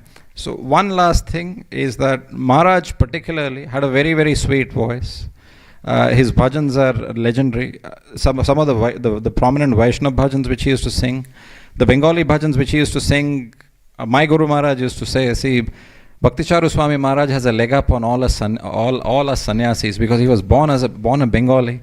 And when he sings these bhajans of Narottam Das Thakur, you feel that you're transported back into Chaitanya Mahaprabhu's time. But even some of the lesser known bhajans, I actually made a friend of mine who had no connection with Krishna consciousness just sit in my car and listen to an old Hindi tune which Maharaj sings. The bhajan goes something along the lines of मैली चादर ओढ़ के द्वार तुम्हारे आऊं हे पावन परमेश्वर मेरे कैसे मैं शर्माऊं मन ही मन शर्माऊं. And Maharaj sings it so beautifully that this person teared up in my car and said, who is singing, and I had to give him an allegorical explanation of this is what the bhajan means, which they understood, any Hindi speaker would. So for anyone who's a non-Hindi speaker in the room, so the bhajan loosely translates into look, I'm carrying a lot of my past baggage in the form of in a form of a very dusty blanket, and I'm very embarrassed to come to your temple, O Krishna. And there's a particular line in the bhajan which Maharaj has sung very, very beautifully, where he says, "Hey Harihar, main haar ke kaise aapko haar chadaun." So there's a good play of the words here, where the word har on one hand means defeat, on the other hand it also means garland, and the devotee is praying that I have. Yes.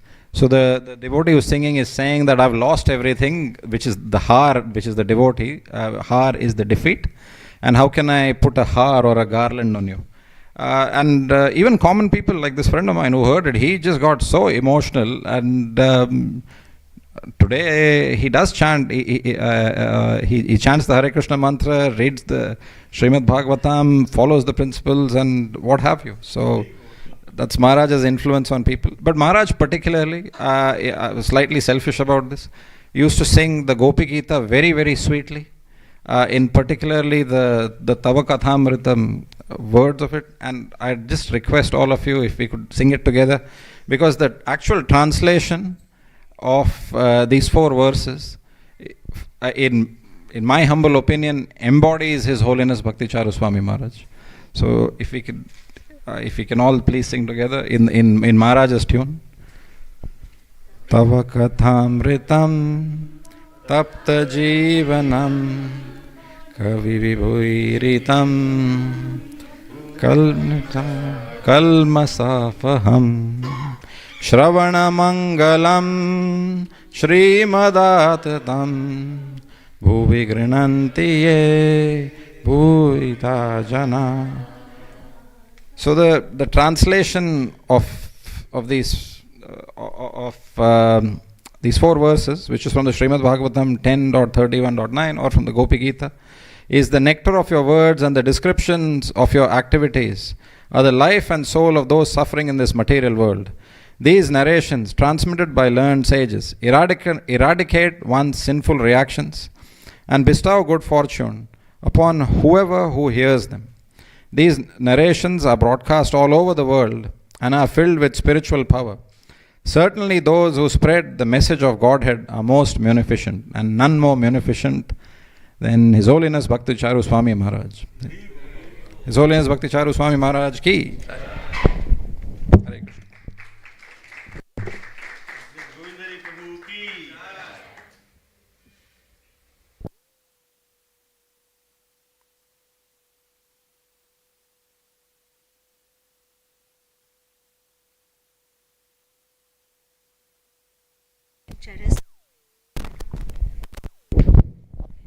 He has that aristocratic charisma, he was punctual, and he was a melodious singer, and there are many, many more. We can't say it all in one session, in one event. He was also Srila Prabhupada's man. So Guru Maharaj says, Prabhupada would expect us to become pure devotees. That is what he would want from us. He would want us to commit ourselves to spreading Krishna consciousness all over the world. First of all, we have to accept Krishna consciousness wholeheartedly, with all sincerity, and then we have to give it to others. That is the main business that we actually have. So now we move forward. I just have a small request with everyone. We have many devotees who have to say the offerings. I think 15 or 16 we have still, and it's already 12 o'clock. So let's stick to 2 minutes of timing with an offering. Just a small request. So I would like to call upon His Grace Ghanshyam Prabhu now.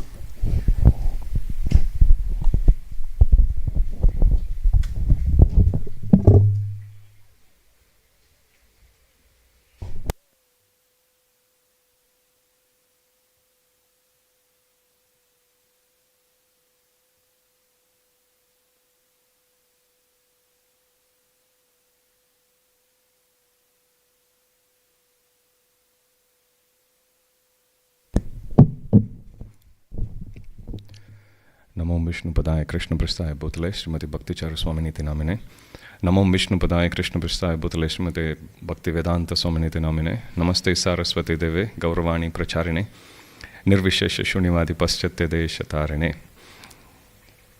Jagat Guru Srila Prabhupada की जय। His holiness भक्ति चारु स्वामी महाराज की जय। हरे Krishna. It is said that the disappearance of Vaishnavas is always a bittersweet news. Bitter because we will be bereft of the association of such exalted personalities. Sweet because they are now with Krishna. This question was asked to my Guru Maharaj shortly after the disappearance of Maharaj. Why did Maharaj left India? Why didn't he leave his body in India?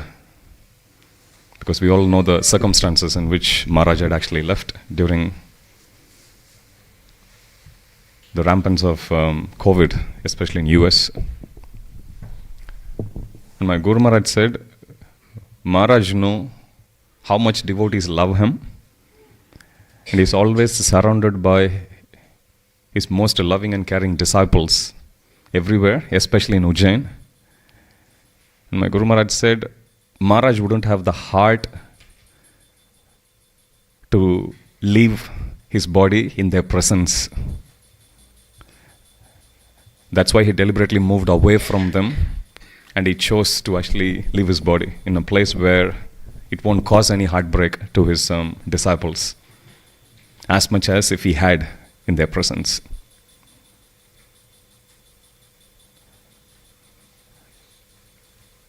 As Govindhari Prabhu said, Maharaj was perfect in every sense, be it when it comes to leading Vaishnava bhajans or kirtans. That was the last class he actually gave in this very temple on Gopi Gita. And Maharaj said he has been speaking about Gopi Gita for more than 20 years, and he chooses to speak only on that particular verse which we all just sang. And Maharaj said the reason why he liked that verse was because that verse embodied the missionary spirit of Srila Prabhupada. And he would repeat this last line again and again, Burida Jana, Burida Jana. And he said he took that verse to glorify Srila Prabhupada, and he always liked to speak on that verse relating to Srila Prabhupada. In the interest of time, I'll just touch on few instructions of Maharaj, practical instructions, which I happened to hear in his physical presence in this temple. Once one devotee asked about not being able to chant attentively. Maharaj gave a very simple instruction. He said, play Srila Prabhupada's japa tape and chant with Prabhupada. Maharaj taught us how to be Srila Prabhupada conscious. And this is an instruction we have to always keep reminding ourselves, no matter what, never leave ISKCON. Because Maharaj says in one place that sometimes there is a tendency to think ISKCON is just an organization. He says, no, BBT is Srila Prabhupada's heart and ISKCON is Srila Prabhupada's body. How can we say spiritual master's body is not important? My Guru Maharaj says in one place, the duty of the Guru is to take care of the spiritual body of the disciple, and the duty of the disciple is to take care of the physical body of the Guru. I'll repeat again. The duty of a Guru is to take care of the spiritual body, which is the soul of the disciple, and the duty of the disciple is to take care of the physical body of the Guru. So we need to do Vapu Seva, Vani Seva.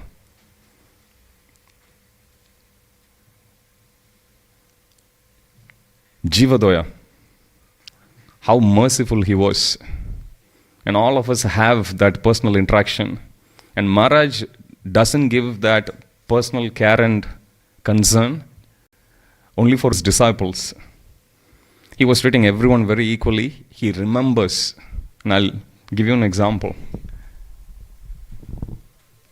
Around 2011 or 12 if I'm not wrong, could be 13, group of brahmacharis from our temple, we went for a class with Maharaj in Sati Maharani's place, Mataji's place. And there at the end of the class, I asked a question to Maharaj that, Maharaj, I'm reading Srila Prabhupada's books because the class he was emphasizing on reading, taking shelter of Srila Prabhupada's books. And I was saying, I'm reading but I'm not remembering anything, or I'm not able to retain. Then Maharaj said, you take notes. As you read, you keep taking notes. Then next year, when Maharaj actually visited, I told him, Maharaj, you gave me this instruction. I followed. I'm able to remember something, but I find myself spending a lot of time writing, even during the reading time. Then he laughed, and he remembered what he had said, and he told me, I exactly remember what I told you. And he said, I told you to write important points. I didn't ask you to write essay. So he remembers. Shortly after that, I once was visiting Mayapur. Maharaj was attending GBC meetings. And if any of you have been there during Mayapur, you can understand, how many spiritual masters, exalted Vaishnavas and Vaishnavis, they all come under one roof and they discuss so many things. And I was going towards Lotus, in the Lotus building, I was just climbing up the stairs to meet my Guru Maharaj. And then I saw Bhakti Charu Maharaj was there, he waved at me, and he walked halfway across the building. I'm a nobody. He walked halfway across the building, and he was asking, so how are you? How are devotees in Sydney? He remembers. And when we have met him a few times as a group of brahmacharis, and Maharaj would always emphasize how much Srila Prabhupada wanted book distribution to happen. And he was also emphasizing us, there are already a lot of books out there. You have to continue to do, but then you have to cultivate also. That's what inspired us to start outreach programs for the local people. Maharaj has that care and concern. Now, in terms of the wealth of knowledge which he has presented, Prabhupada has made Shastras available to us. Maharaj has made it even more easy for us. Like, I'll give you just one single point, which Govindari Prabhu mentioned about Itihasas and Puranas. Maharaj gives, we always have come across these two terms, but we don't know what's the difference. And Maharaj says in one class, very casually he says, Itihasas means it's a chronological order of events. Puranas means it's just a thematic compilation, that's it. So precision, so much clarity, and such simple definition. He just throws it like that. Any complex topic, Maharaj has that knack, and that's where we can understand how much Maharaj must have imbibed it himself. Otherwise, you can't explain it in simple terms. Anybody can understand that. Vaishnava Seva, Maharaj embodied that. How much he was dependent on his God brothers, not just after he became a spiritual master or after the departure of Prabhupada. Right from the day one, he was always putting himself under the care of so many different disciples. Tirthapada Prabhu, Tamal Krishna Maharaj, how much he adored him. Bhavananda Prabhu. I'll just finish with this one pastime which Maharaj had with the Srila Prabhupada. I was reading in Ocean of Mercy this morning. So this is shortly after he has met Prabhupada along with a group of disciples, and all the disciples, they just walk out of the room to go and take darshan in an arati in Mayapur. And they all came out, and then Maharaj, as he was walking with them, Maharaj is saying, I was thinking arati I can attend on any day, but Prabhupada's physical presence, it's very rare. So he himself, alone, turned back and he went, knocked on the door, opened the door slightly, and he just peeped in. And then Prabhupada was writing something, he looked at him and he said, yes. Then Maharaj said, nothing Prabhupada, I just want to be with you. Then Prabhupada says, then come in. And then he goes in. And then Maharaj tells him, Srila Prabhupada gives him instruction how he should practice Krishna consciousness. And then Maharaj, slowly he asks, Prabhupada, can I get initiation? Prabhupada said, sure. I can initiate you on Gaura Purnam. Then few days later, again Maharaj goes. This time, Prabhupada was there. He was being served by his disciples, and Maharaj is still new. And then Prabhupada looks at him. First time when Maharaj had met Prabhupada, Prabhupada just gave him this instruction. Translate all my books in Bengali. Now, this particular time when he is meeting, this is shortly after Prabhupada had returned from Kumbh Mela. This is like few weeks after. You can read this pastime in Ocean of Mercy. How many of you have read Ocean of Mercy? Others who haven't, you don't know what you have missed. You are still missing. Please do read. It's an amazing book. I started reading that book. I shared it a few years ago. I couldn't put the book down. I just finished reading cover to cover. Took me less than a day. You can sit and read. All instructions, pastimes, everything you will see. I always say this is the journey within and the journey home equivalent of Maharaj put together. Just one single book, you will find everything in it. So please do, we do have copies here in the temple, so please take advantage of that.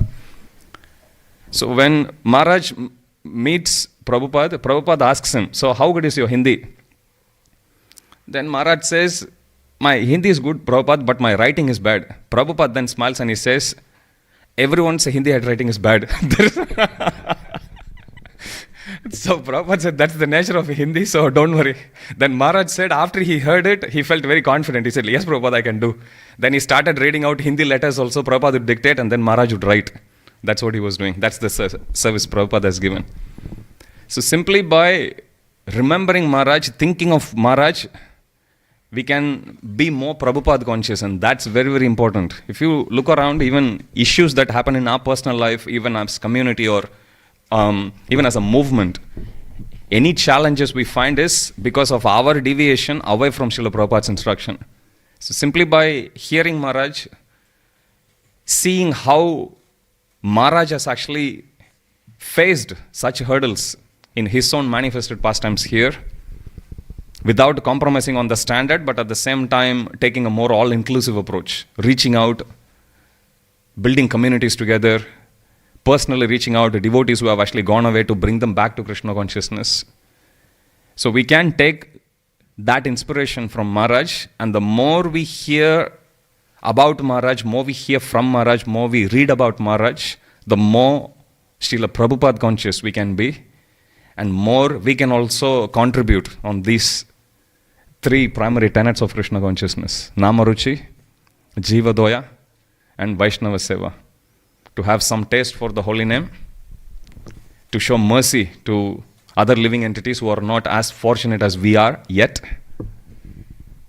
and to serve all the devotees throughout the world as well as in our community. His Holiness Bhakti Charu Swami Maharaj ki jai, Jagat Guru Srila Prabhupada ki jai, Samaved Gaur Bhakta Vrinda ki jai, Shri Shri Radha Gopinath Bhagwan ki jai, Jai Nitai Gaur Premanande, Hari Hari.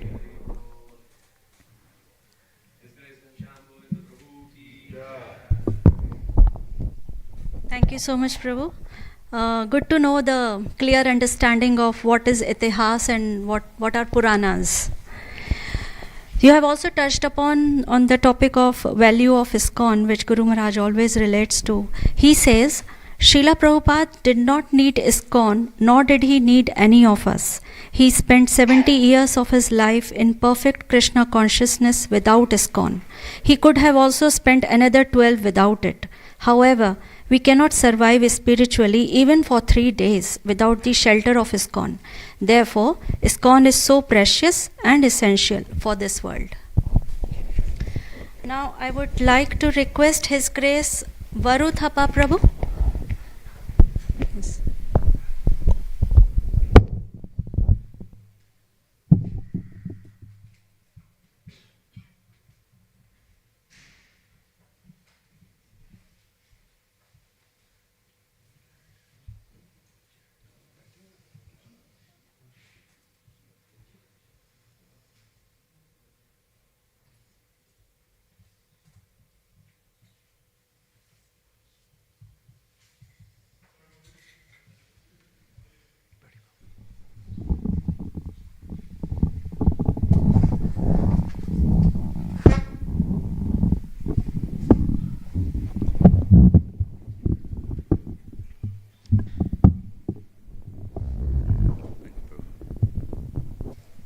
Hare Krishna.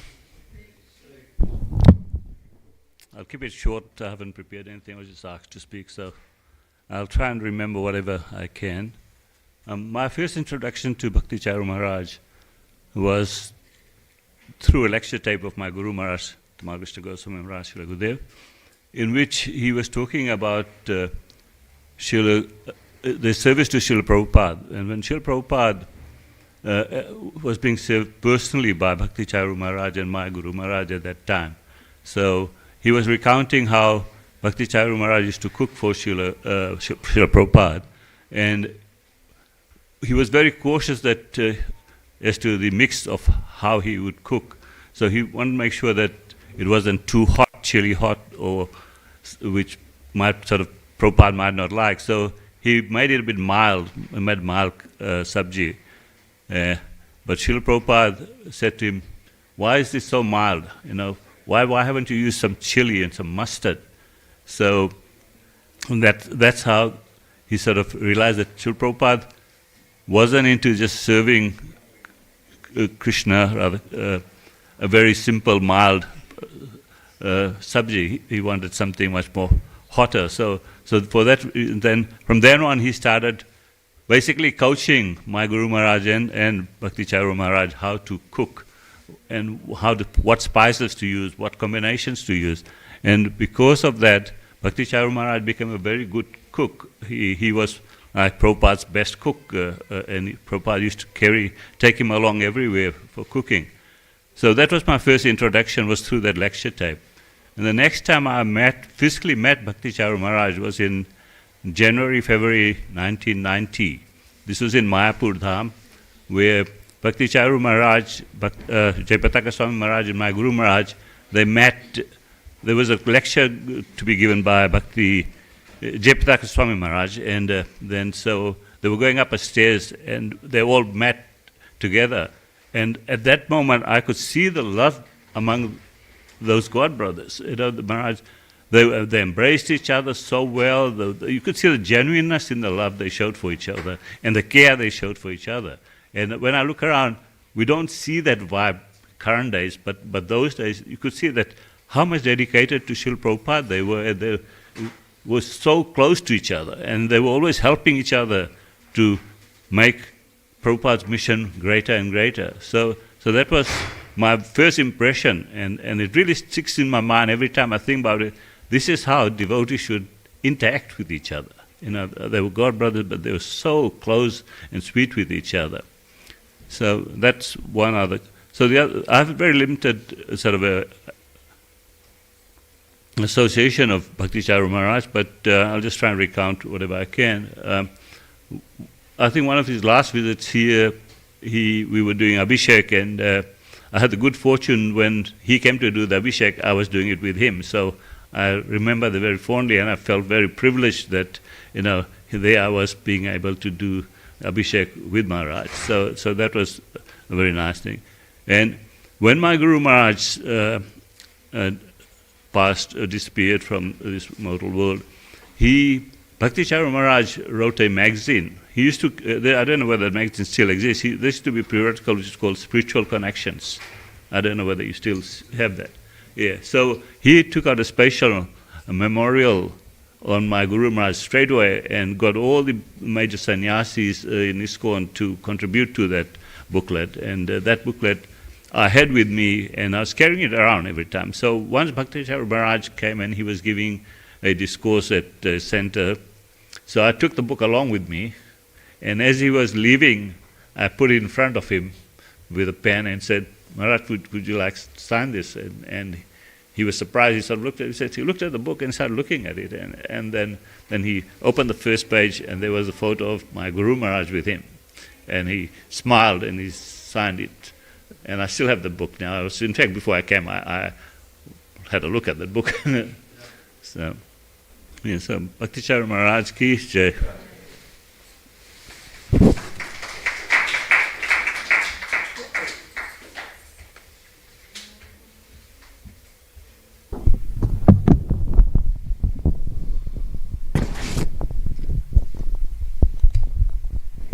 Thank you so much, Prabhu.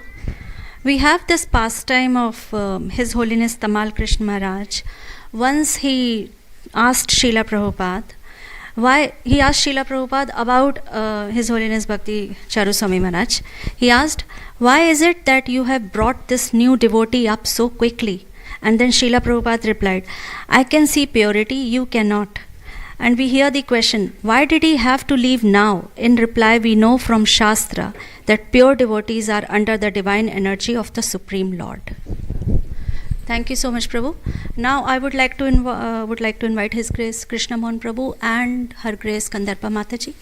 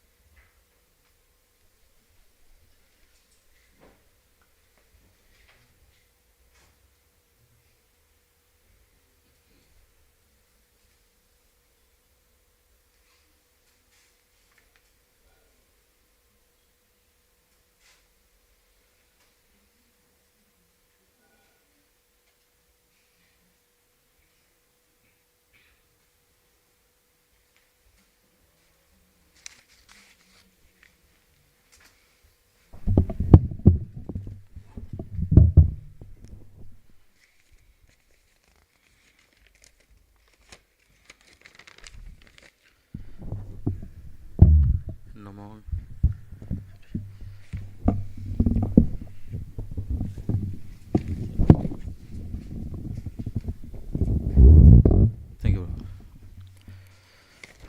Namong Vishnupadaya Krishna Vistapatale Srimati Bhakti Charu Swami Namini Stinta Cheta Shupranata Bhakti Namchara Shapotam Prabhupada Pranami Bhakti Charu Padam Namong Vishnupadaya Krishna Vistapatale Srimati Bhakti Vanda Swami Namini Namaste Saraswati Devi Gauravani Pachayine Nirvishesha Sunnapadi Prachata Dashatarine.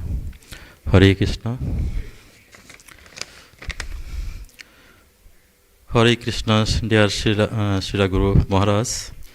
Please accept our humble obeisances at your divine lotus feet. All glories to Srila Prabhupada, all glories to you.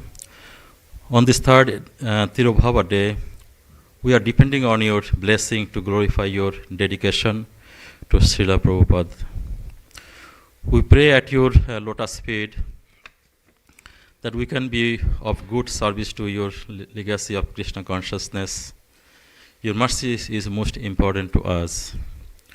Gurudev, you are like the sun, you are always present in our heart, but on account of our faulty perception, you seem to have disappeared. Every moment we deeply feel your physical separation. Our grief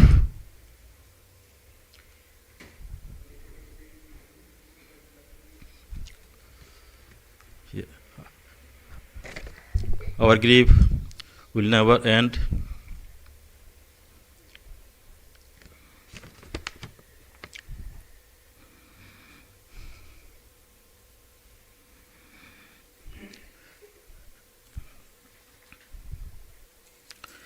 The pain that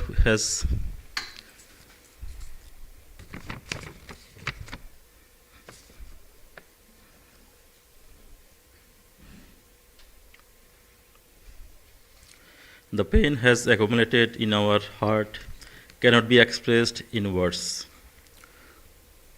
Over the time, we have grown attached to your Bani, which is more vivid than before. We listen to your lectures and chant more regularly than ever before. Guru Maharaj, we have had many realizations and spiritual experiences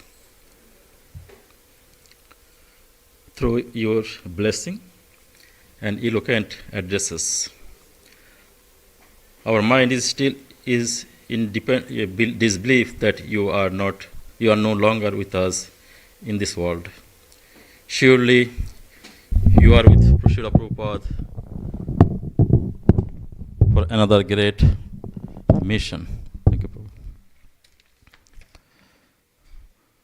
One time during the mid-70s, His Holiness Tamal Krishna Goswami Maharaj asked Srila Prabhupada that since he had already visited so many countries, why he had not yet visited Bangladesh. Prabhupada answered that he did not need to go there because there were previously many great acharyas born in East Bengal. So they had already preached in Bangladesh. At the time, all of Srila Prabhupada's books were in English. After a few years, Srila Prabhupada had given full authority to His Holiness Bhakti Charu Swami Maharaj to translate it into Bengali, so that Bengali people could easily access all of Prabhupada's books. Guru Maharaj very meticulously translated all of these books. Bengali devotees continuously appreciated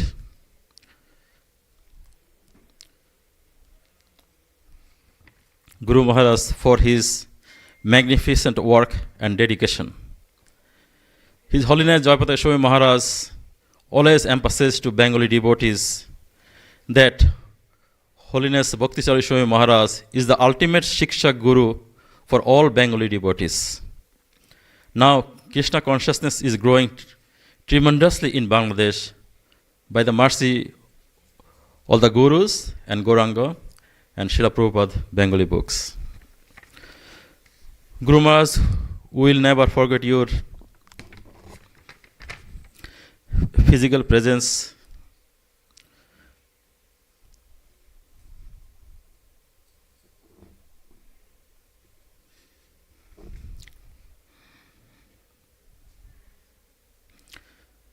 and through the memories of our personal experiences with you. You are still alive in our hearts.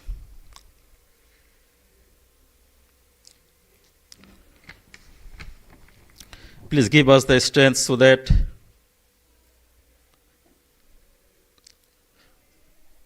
we can continue to follow your instructions. We are determined to serve and spread your legacies and Srila Prabhupada's mission. We are simply insignificant disciple. We are always our well-wisher, and we are eternally grateful for your kindness. Your humble servants, Krishna Mohan Das and Gandharva Sundari Dashi. Hare Krishna.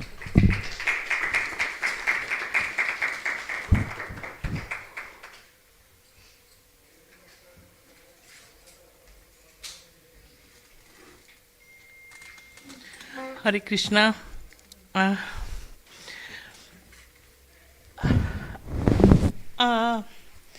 This time I'm just sitting here. I did thought last year, December, I had a very difficult times. And everyone mercy and prayer, I just back. And I thought I'm just going to see Guru Maharaj. But Guru Maharaj, I have to wait still. It's good. I didn't do the lots of things. I can do that. Others is my separation is too much. Can't bear it. Yeah, Mayapur happening the program on, I couldn't remember his name. He said you should be happy of Disappearance Day because Guru Maharaj went Srila Prabhupada. You should be happy. You should celebrate that moment. And I try to fix that thought in my heart. I should celebrate that time just and wait for my time when I can go see Guru Maharaj. And if I see Guru Maharaj, of course I will see Srila Prabhupada. That's the thought I like to fix in my heart. That's it. Hare Krishna.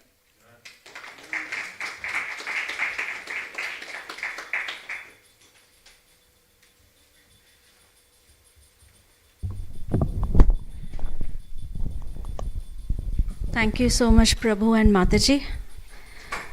You are a great source of inspiration for all of us, Prabhu and Mataji. And Mataji is such a great cook. Guru Maharaj always asks Kandarpa Mataji to cook for him. We remember.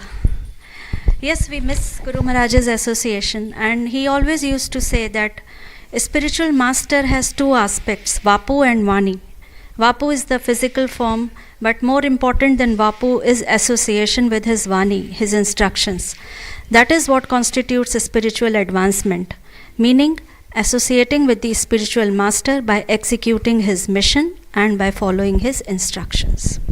Now I would like to call upon His Grace Shubh Krishna Prabhu.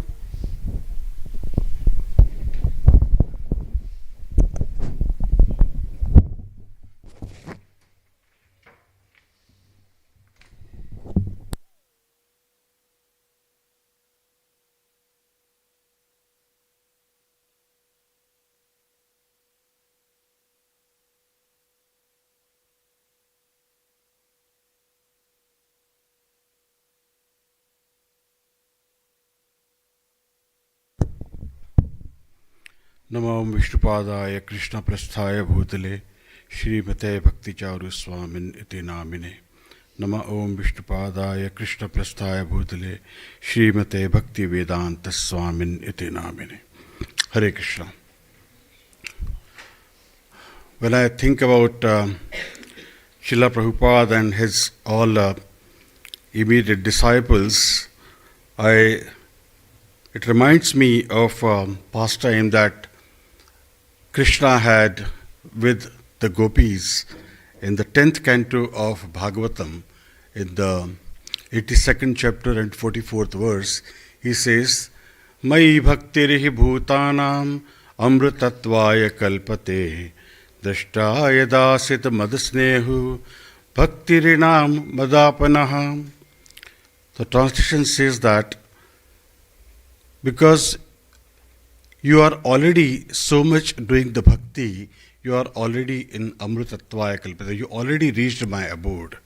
So you don't have to worry about anything else, because all the disciples, they were so young and they were afraid that if Prabhupada leave his body at this time, they will be bereft of any guidance, any mentors. And that's where they were all thinking about that. Similarly, when gopis were afraid when Krishna was leaving from Kurukshetra, that time Krishna said that. In reply to that, gopis said that Ahur Nishchanta Pradve Parada Vindam Gov Yogeshwara Idhi Vishanta Agada Bodhehi Samsara Kupo Padnarvandayan Geham Disham Api Manasi Skudya Sadamaha.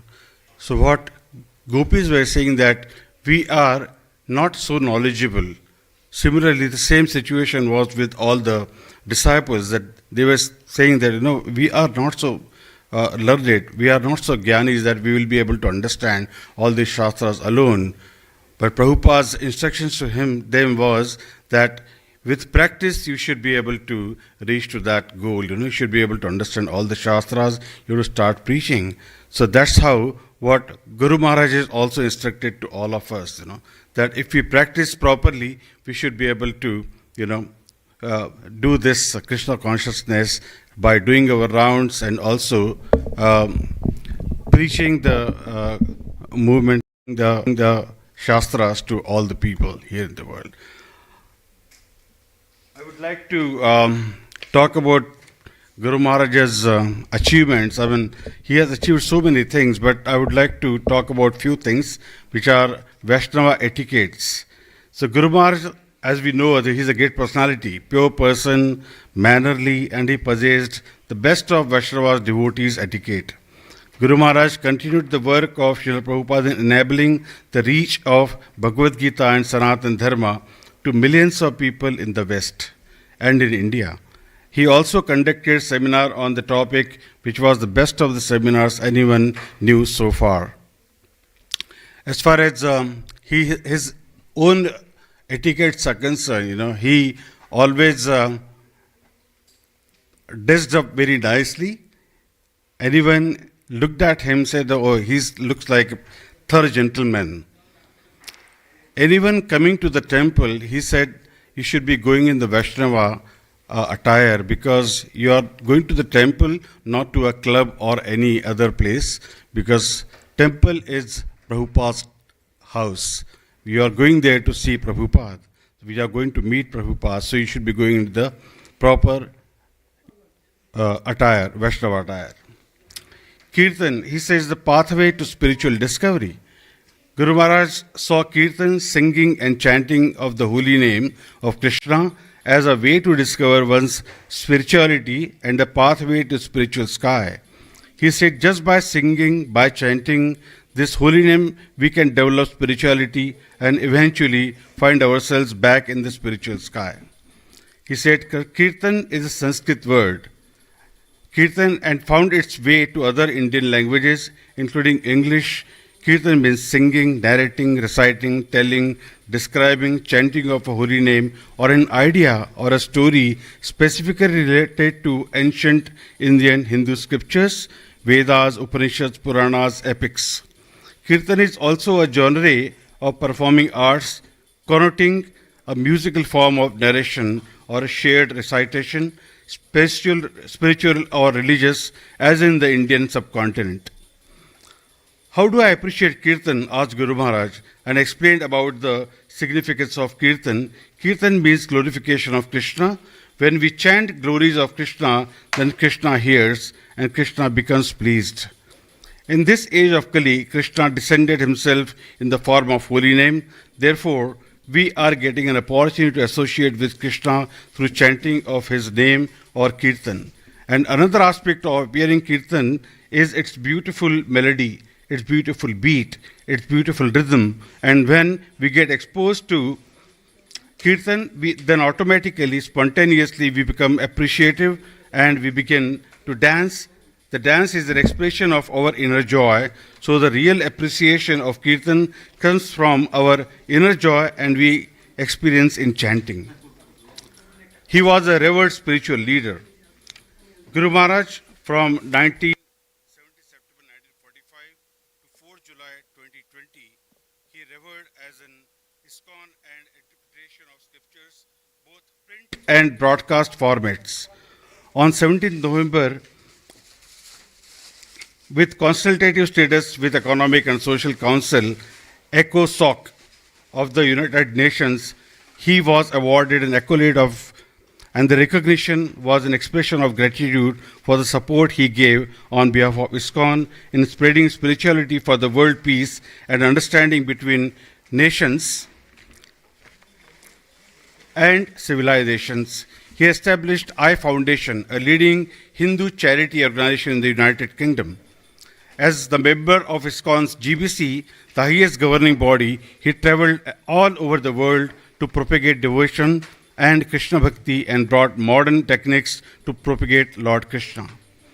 The nectar of devotion. Guru Maharaj was born into an aristocratic Bengali family, the capital city of West Bengal in India. He left India in 1970 to pursue higher education in Germany. In Germany, he discovered the richness in Vedic scriptures and started to explore by the nectar of devotion written by Srila Prabhupada. He returned to India during the Mahakumbh Mela at Prayagraj, and Srila Prabhupada instructed him to translate all his books into Bengali from English and became his secretary for Indian affairs.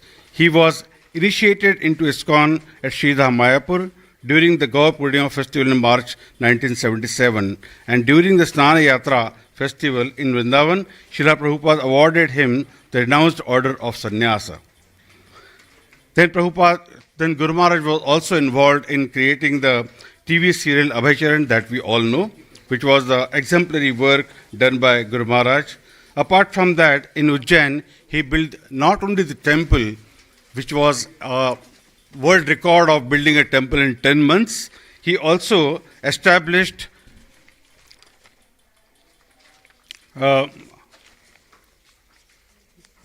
Food for Life initiative, in which he was able to feed more than 23,000 school children per day. And this feeding project, he supervised the construction of the industrial science kitchen and was the chairman of Annamrita Foundation. His last contribution, because he was not very fond of writing the books, because he said Prabhupada has given everything in his books. So please read Prabhupada books. But later, when everybody was pursuing him, then he wrote Ocean of Mercy as a biography, his own biography. And that is not something that it can exclude Prabhupada books, but it's only about himself. And he made sure that no books of Prabhupada will be or can be compromised because of these books. So if we read Ocean of Mercy, we will get to know that how Guru Maharaj has spent his life around Srila Prabhupada, and we understand that how we should be respecting our own Guru and taking care of him. Hare Krishna.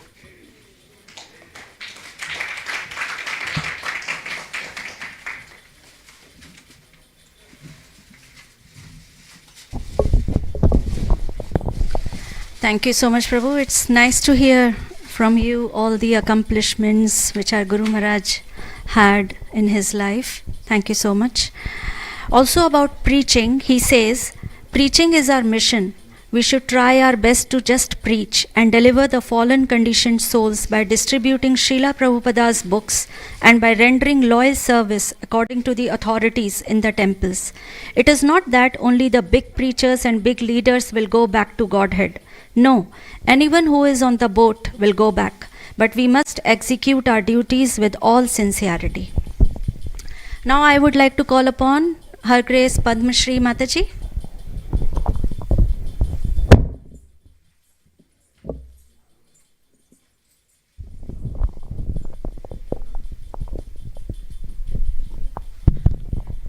Hare Krishna, everyone.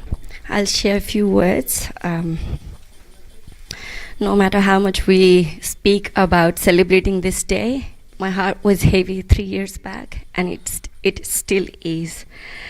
And I want to start with a sentence. He actually can hear us. I will tell you the experience I had just a couple of days back. It was on Saturday. I had a rehearsal for around 8 hours, and I was really tired. There was no chance that I wouldn't fall asleep. But it was midnight, and I still couldn't. Constantly, I was remembering His Holiness Bhakti Charu Maharaj, because I knew that it was his disappearance day in Mayapur yesterday. They celebrated.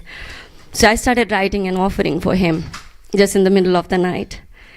And you won't believe, the moment I was posting that offering. The moment I pressed post, my WhatsApp had one notification. And it was a picture of his Samadhi Mandir. The decoration was over, and I got that picture. And I messaged the devotee in Mayapur. So it's about one of your god brothers and god sisters. They're such a beautiful disciple. So I texted him asking that, did you actually see my post? And he said, no, I just finished the offering. I remembered you here. That's why I sent it, so he can actually hear us. I could not stop crying, saying that how merciful he is, even now, that he can actually hear how much I am missing him. So I'll just read out a post that I wrote for him, the offering. I wish I had stayed back to serve lunch for you that day. I know Satya Mataji remembers the day she asked me. It was his last visit. It was Sunday. I wish I had stayed back. But as a student, I didn't have option. If I didn't work that Sunday, I couldn't pay my rent. So I had to go. And I regret that. I ran 3 days to just have one glance of yours.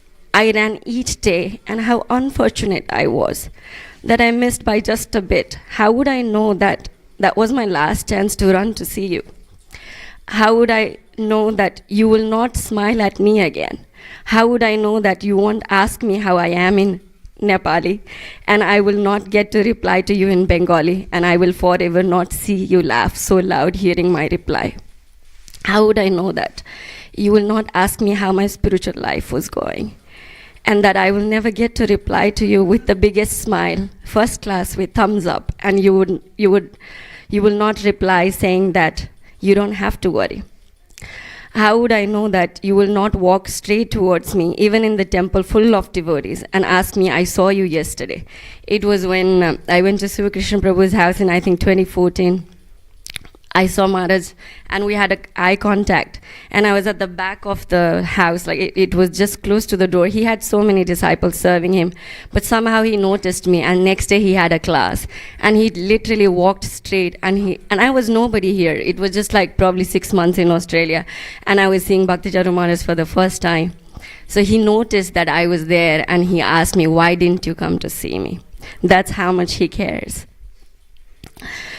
Why did you not come to talk to me? And how would I know that you will not reply me saying, oh no, actually, I missed the line, sorry. How would I know that you will not walk straight towards me, even in the temple full of devotees, and ask me, I saw you yesterday? Why did I not come to why did you not come to talk to me?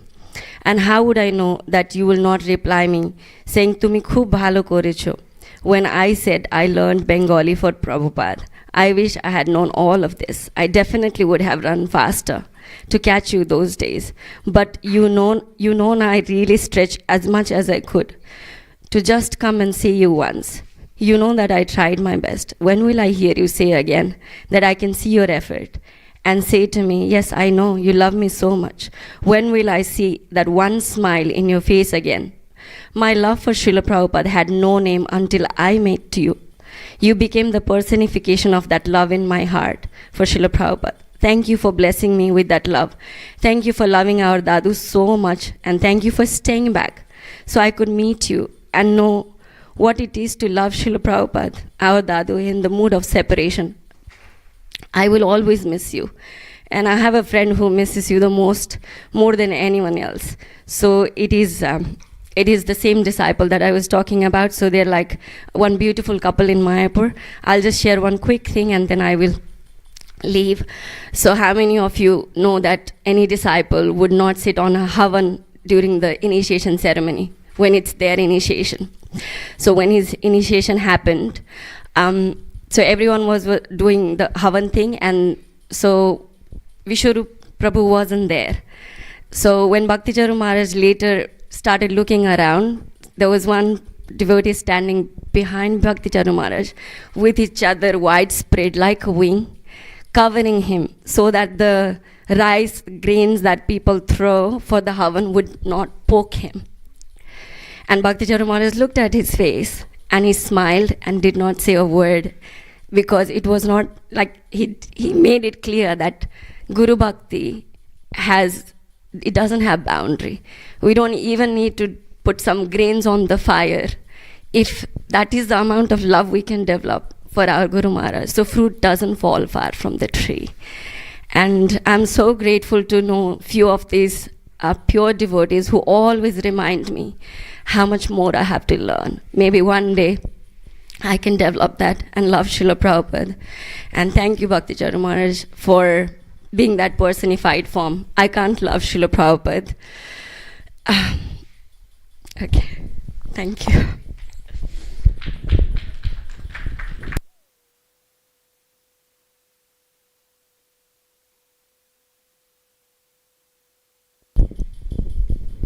Thank you so much, Mataji.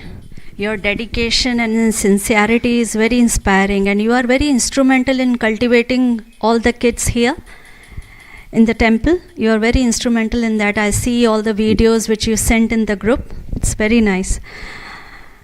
Regarding the ecstasy of life, what Guru Maharaj says, if we can remember Krishna when we are leaving our body, then we see Krishna face to face.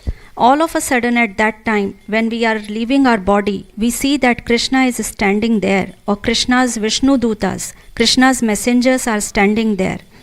Then we feel that this is what we had been waiting all our lives, and now it happened. How ecstatic that experience is going to be.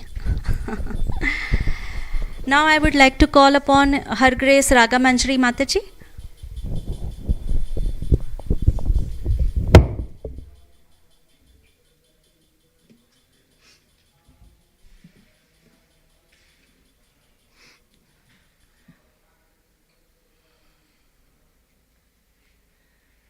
Namo Vishnupataya Krishna Prastaya Bhutale Srimate Bhakti Charu Swami Nityanamane. Namo Vishnupataya Krishna Prastaya Bhutale Srimate Bhakti Vedanta Swami Nityanamane. Jai Shri Krishna Chaitanya Prabhu Nityananda Shri Advaita Gadadhara Shivashti Gaur Bhattavinda.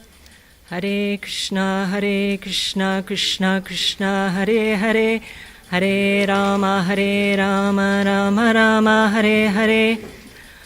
Om Ajnanatimarandasya Jnana Shalakaya Chakshunmilitam Yena Tasmai Shri Gurave Namaha. Dear devotees, dear Guru Maharaj, I'm sorry to disturb you while you're having your sumptuous prasadam. I'm so proud of all my God brothers and God sisters to arrange this beautiful celebration of your most illustrious incarnation. The decorations, the prasadam are just absolutely amazing. 2 minutes. I did always admire, Guru Maharaj, that you never rushed. It didn't matter what stressful deadlines you're under. You're always so calm and composed, so I'll try and emulate that. So Guru Maharaj, here I am, working like a donkey, chewing the chewed, and trying to enjoy like a monkey, swinging from rajas to tamas. But my one anchor in Sattvaguna and in the spiritual reality is my japa sessions with you every morning and my remembrances of you reading Bhagavad Gita. So my sincere prayer is that you help me to attain Shuddhanama. You always keep me under the umbrella of ISKCON and the shelter of devotees. And I do reflect that without your personal presence, for me personally, the only way to have coped has been to go within.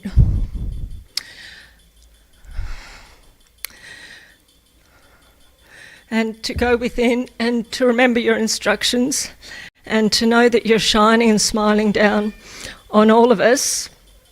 I promised myself I wouldn't cry, but it's a full moon, so the emotions are even higher than normal. Breathe. And Guru Maharaj, there was a time in Sri Mayapur where you called me to come to see you, and I didn't come because I was in my little Rajaguna taking care of a very ill devotee. And you were very displeased with me, and you said, whenever the spiritual master...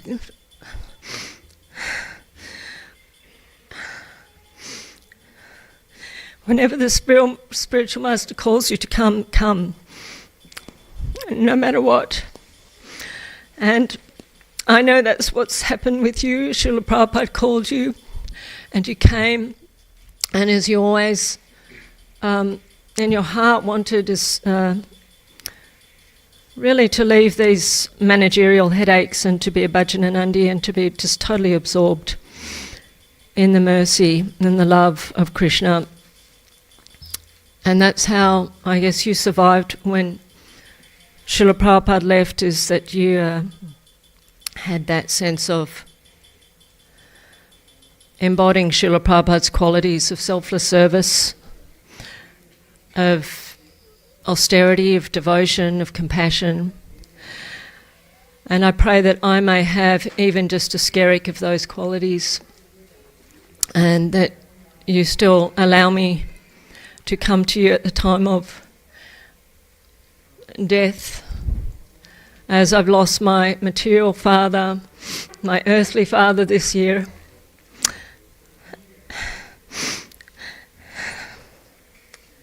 And my spiritual father. But I know that I've been very, very blessed to be connected to souls of such pure quality. And I pray at your lotus feet that I always stay connected. Hare Krishna.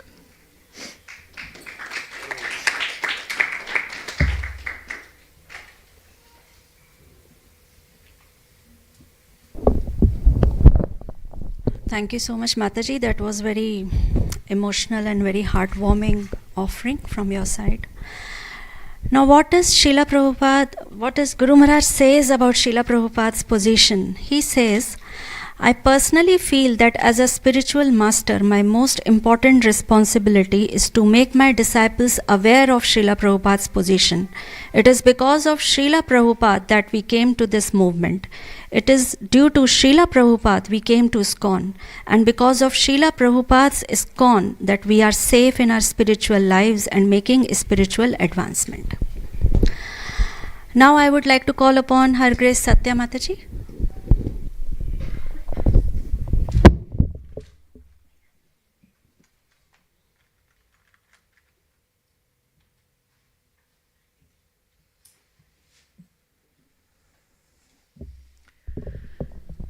Hare Krishna.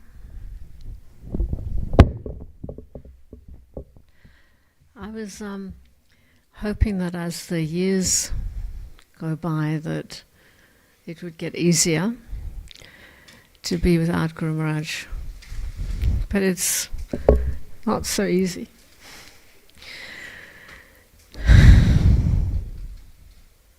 Anyway, I'll tell a fun story that I had with Guru Maharaj in Bangladesh.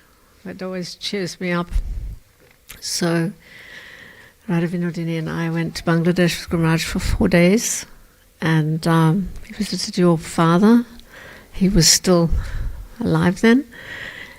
And it was some strike. The Muslims were striking and there was no transport, and the roads were quite easy to get around. Usually, apparently, the traffic is terrible and you spend days and days in traffic jams. But Guru Maharaj had some programs in Dhaka. But then there was this promise that he was going to look at this land that somebody, a devotee, had bought for his birthplace land. And it was very awkward because of having to get there with this ban on the traffic. So they hired a helicopter, and we went in the car, but it was like a hospital ambulance. And it had, we got in and there were these 2 guards with machine guns. And Guru Maharaj was sitting in the front. And it was so dramatic, I thought I was in a James Bond movie. So we drove, and the streets were very easy to drive. There was not traffic. But they had the guards there in case there was some riot, and also in case we got stopped. We were in the ambulance. It was some emergency.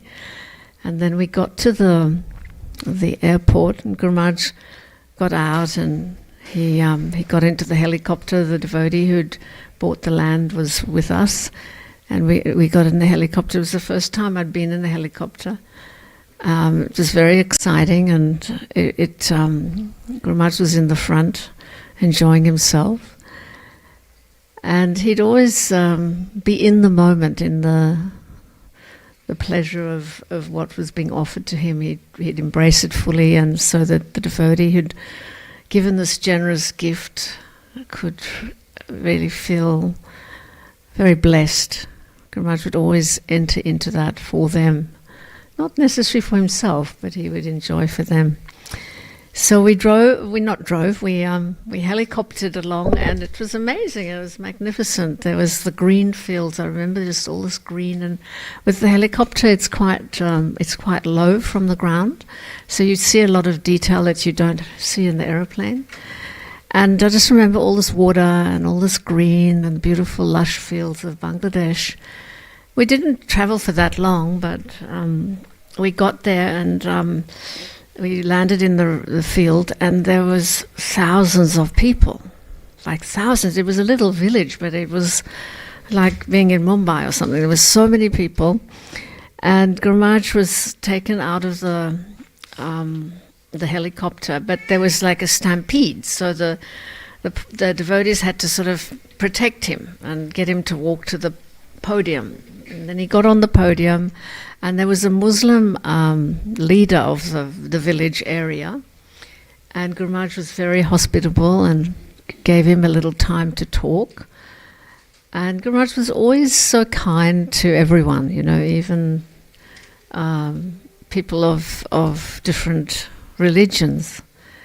So he honored this man, and then he spoke himself, and then there was a huge crowd in the field, really big crowd.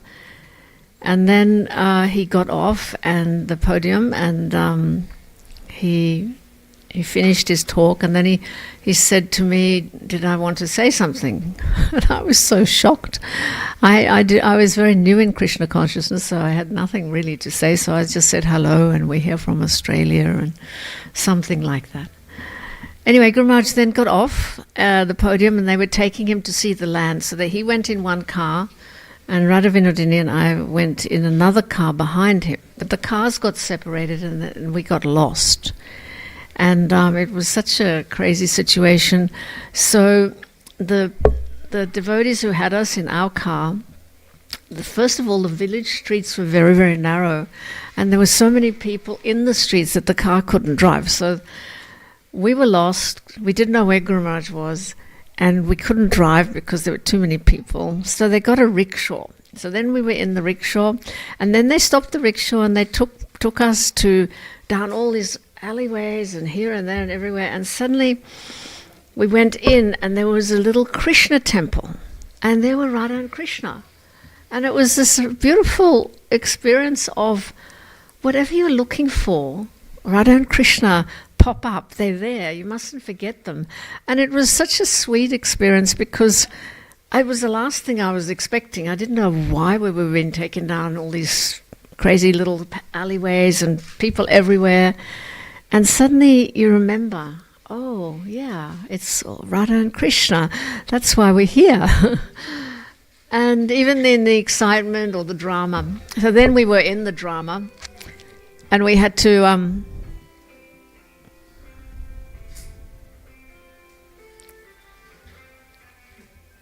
we had to come back, and it was now getting late. It was towards the dusk, and the helicopter had to leave before the dusk, otherwise it couldn't fly, and we didn't know where we were. And anyway, so we were on this little rickshaw, and then we got off the rickshaw and we were running, and we finally arrived back at the field with the helicopter about to take off.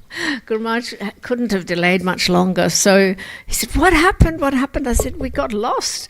They hijacked us. They took us here and there. And he was always calm, Guru Maharaj, even though, he was a little bit stressed because it was important we got back in time. So those are one of the sort of fun, dramatic type of things that you would have with Guru Maharaj on the road in the moment where, there's the travel drama.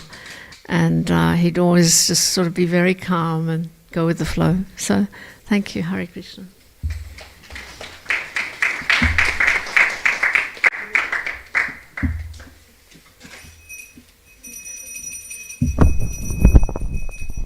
Thank you so much, Satya Mataji. We have so many fond memories at your place. We always remember when Guru Maharaj comes, he used to stay with you, and we have so many memories of your house, that room, that kitchen, lots of memories. So what does Guru Maharaj says about love of Krishna? About perfection of our existence, He says, it is glorious to become a devotee of Krishna. That is the ultimate spiritual perfection for all living entities, no matter how exalted they are. That is what Brahma, Indra, and all the demigods are praying for. Krishna, please allow me to serve you. Allow me to become completely surrendered to your lotus feet. Allow me to become a speck of dust at your lotus feet. Why? Because therein lies the perfection of existence. In this age, the process has become so simple. All we have to do is just chant the holy name of the Lord. I'm sorry about the delay, but the program will go on, I think, half an hour more, because there are few more devotees who are left with their offerings. I would like to request His Grace Janardhan Prabhu to please come.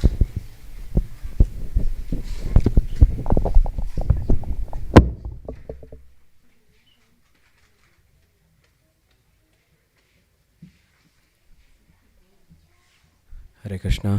Namo Vishnupadaya Krishna Prasthaya Bhutale Srimate Bhakti Vedanta Swami iti namine Namaste Saraswate Deve Gauravani Pracharine Nirvisesha Shunyavadi Paschatya Deshatarine Jai Sri Krishna Chaitanya Prabhu Nityananda Sri Advaita Gadadhara Sri Vasade Gaur Bhakta Vrinda.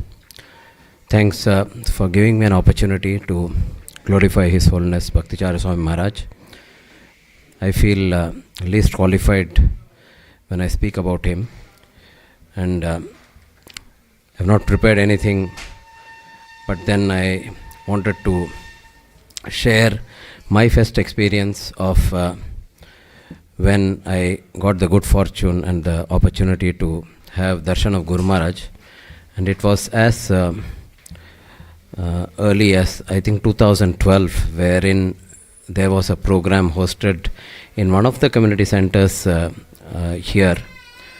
I think it was in 2012. And Bhakti Charu Swami Maharaj was actually giving a lecture.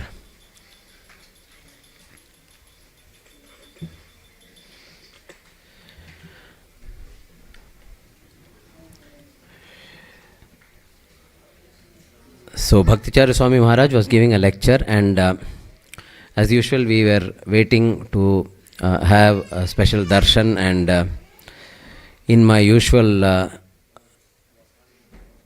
manner, I always am proud of the place from where I come from. So I just told Bhakti Charu Swami Maharaj that I come from Kolkata, and I was just not waiting for any response. I was thinking, so what big deal? But then what I saw in him was he called me and he started speaking to me. And those kind words is what I can see amongst all the disciples who are here, who have received that kindness from him. So we can actually visualize and see how much kind he was. Because why should he speak to me? Who am I? But then at that time, that made a lot of difference to my Krishna consciousness to see how great disciples of Srila Prabhupada are. And I could see in each and every lecture that he used to give, Srila Prabhupada used to always figure in that. And we could understand how much of Srila Prabhupada's influence is there on him, and we could actually get a glimpse of Srila Prabhupada in His Holiness Bhakti Charu Swami Maharaj. So I can only say that after that, he visited so many times for us, and he had a very, very deep influence on personally me and also on the congregation. And one thing about him is he was someone who could take up a project, complete a project, make sure that it is successful in whatever we have seen. So that shows the glory of Bhakti Charu Swami Maharaj. Yes, we definitely miss him, but what he has left behind is jewels and gems in each one of the disciples that we see, and we are able to have association with each one of Bhakti Charu Swami Maharaj's disciples are gems. And from the bottom of my heart, I can only thank him that he has given us these gems. Even though we are not able to physically be with him, his Vani, his Vapu is definitely present amongst all his disciples. Hare Krishna.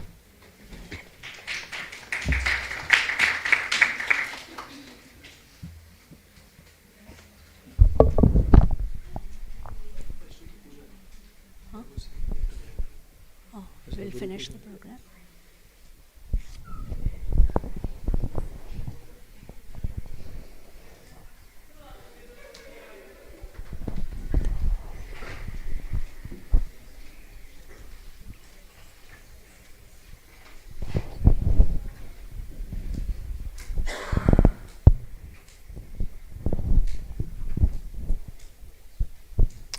In the meantime, they are deciding. I'll just call upon our next disciple. We'll do Guru Puja. Okay. We'll serve the prasadam, and then devotees can come back. Okay. And they can continue to offer. Okay. Let's go. Wait. Okay. So let's, we will do the Pushpanjali now, and then Guru Puja. After that, prasadam is there. And then after that, devotees are left with their offerings. We will continue with the program after the prasadam. Thank you all so much. We'll start with the Pushpanjali.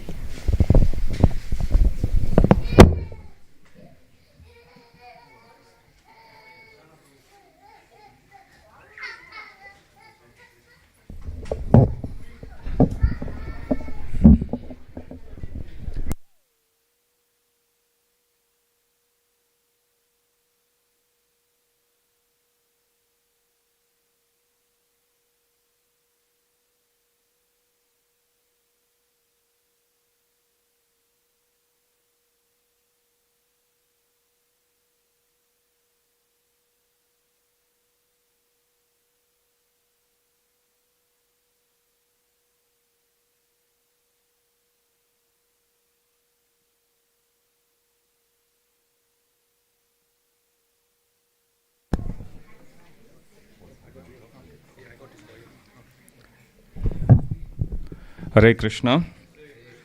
We are going to do Pushpanjali. First we will recite a series of prayers. And then at the end, I'll be saying Esha Pushpanjali 3 times. And every time I say Esha Pushpanjali, you should offer 1/3 of the flowers.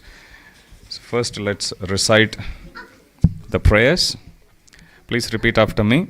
Om Ajnana Timirandasya Jnananjana Shalakaya Chakshu Unmilitam Yena Tasmai Shri Gurave Namaha Sri Chaitanya Manobishtam Stapitam Yena Bhutale Swayam Rupa Kadamayam Dadati Swapadantikam Vandeham Shri Guru Shri Yuta Padakamalam Shri Guru Vaishnavamscha Shri Rupam Sagrajatam Sahagana Raghunata Anvitam Tam Sajivam Sadvaitam Savadutam Parijana Sahitam Krishna Chaitanya Devam Shri Radha Krishna Pada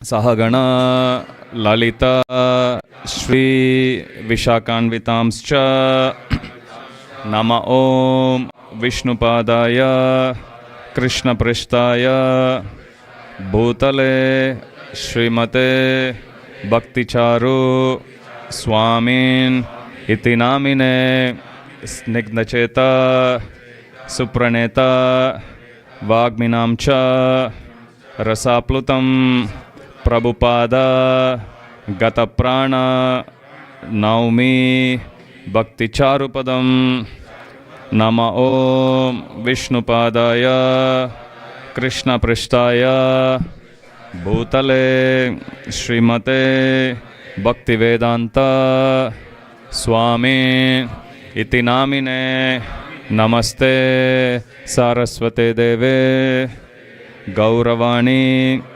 Pracharine Nirvishesha Shunyavadi Paschatya Deshatarine Nama Om Vishnupadaya Krishna Prishtaya Bhutale Srimate Bhakti Siddhanta Saraswati Iti Namine Shri Varshabhanave Devi Daitaya Kripabdaye Krishna Sambandha Vijnana Daine Prabhave Namaha Madhuryojjvala Premadhya Shri Rupanuga Bhaktida Shri Gaura Karuna Shakti Vigrahaya Namostute Namaste Gauravani Shri Murtaye Dinatarine Rupanuga Virudha Apasiddhanta Dvantaharine Namo Gaurakishoraya Sakshad Vairagya Murtaye Vipralamba Rasambode Padambujaya Te Namaha Namo Bhakti Vinodaya Satchidananda Namine Gaura Shakti Swarupaya Rupanuga Varayate Gaura Virbhava Bhumestvam Nirdeshta Sajjana Priyaha Vaishnava Sarvabhauma Shri Jagannathaya Te Namaha Vancha Kalpatarubhyascha Kripa Sindhubhya Evacha Patitanam Pavanebhyo Vaishnavebhyo Namo Namaha Namo Mahavadanyaya Krishna प्रेम प्रदायते कृष्णाय कृष्ण चैतन्य नामने गौरत्विषे नमः पंचतत्वात्मकं कृष्णं भक्तरूप स्वरूपकं भक्तावतारं भक्ताख्यं नमामि भक्तशक्तिकं। हे कृष्ण करुणा सिंधु दीनबंधु जगत्पते गोपेश गोपिकाकांत राधाकांत नमोस्तुते जयतां सुरतो पंगोर मम मंद मतिर्गते मत्सर्वस्व पदाम्बोजो राधा मदन मोहनो दिव्यद वृंदारण्य कल्पद्रुमध श्रीमद् रत्नागारा सिंहासनस्थो श्रीमद् राधा श्रील गोविंद देवो प्रस्तालिभिः सेव्यमाणो स्मरामि श्रीमान् रासारसारंभी वंशीवट तटस्थितः कर्षन्वेणु स्वनैर्गोपीर् गोपीनाथ श्रियस्तुनः तप्त कांचन गौरांगी राधे वृंदावनेश्वरी वृषभानुसुते देवी प्रणमामि हरिप्रिये। जय श्री कृष्ण चैतन्य प्रभु नित्यानंद श्री अद्वैत गदाधर श्रीवासादि गौरभक्त वृंदा। हरे Krishna Krishna Krishna Hare Hare Hare Ram Ram Ram Hare Hare. Okay, now we are going to offer the flowers. We will recite the pranam mantra of His Holiness Bhakti Charu Swami Maharaj 3 times. At the end of every time, I'll say Esha Pushpanjali Samarpayami. You please offer 1/3 of your flowers at that time. Please repeat Nama Om Vishnupadaya Krishna Prishtaya Bhutale Srimate Bhakti Charu Swamin Iti Namine Snigdacheta Supraneta Vagminam Cha Rasaplutam Prabhupada Gata Prana Naumi Bhakti Charupadam Esha Pushpanjali Samarpayami.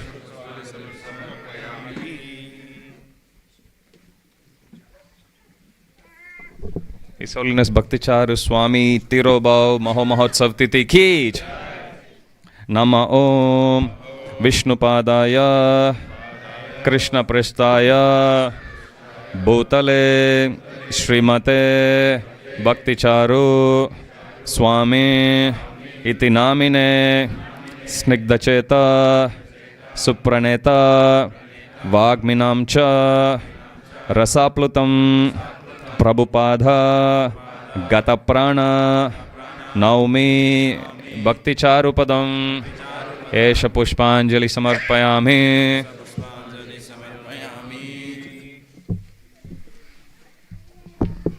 His Holiness Bhakti Charu Swami Maharaj Tirobhava Mahomahotsav Titi ki jai.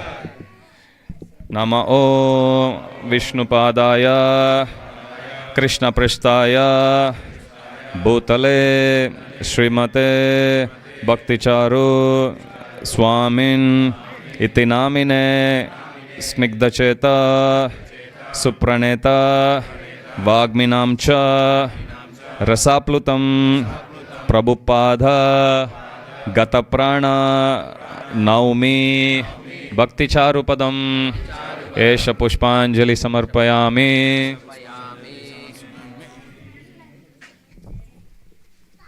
Sripad Bhakti Charu Swami Maharaj Tirobhava Mahomahotsav Titi ki jai. Now we'll be doing Guru Puja.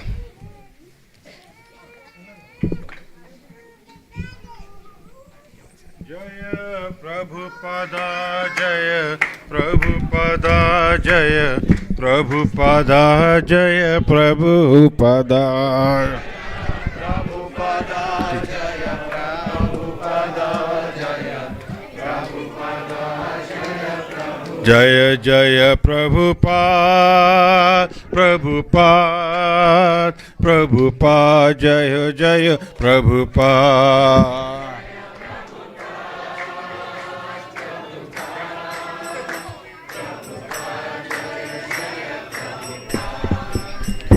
Shri Guru Charana Padma Kevala Bhakti Sadma.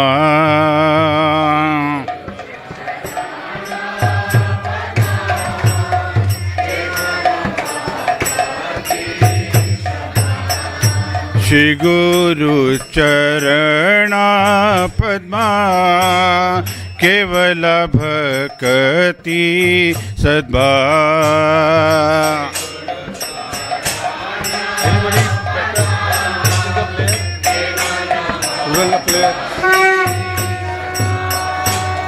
Bandhu mohi savadhan mate.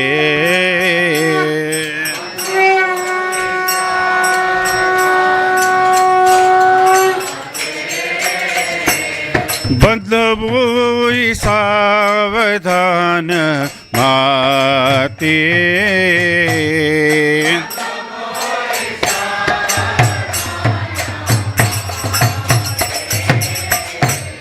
जहर प्रसादे भाई ए भव तोरिया जह.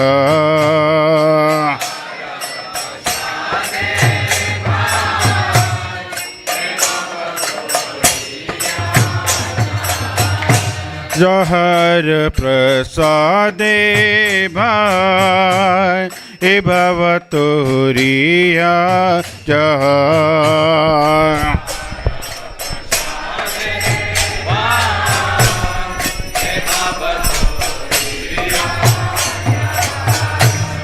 कृष्ण प्राप्ति होए जहाँ होइते.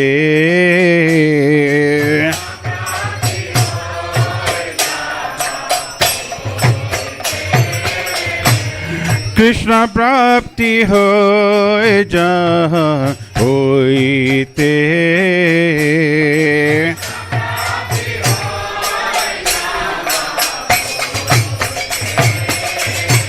गुरुमुख पद्मावक्या चित्त Korea ऐक्या.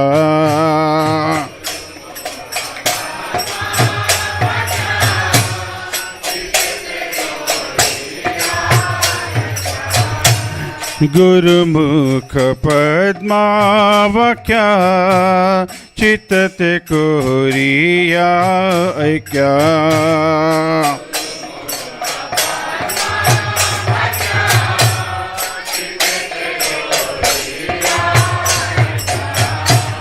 और ना कोरी हो मने आशा.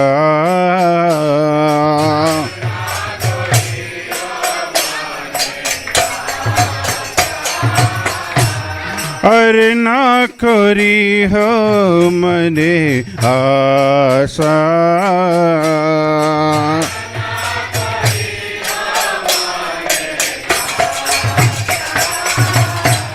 श्री गुरु चरणे रति ऐसे उत्तम गति.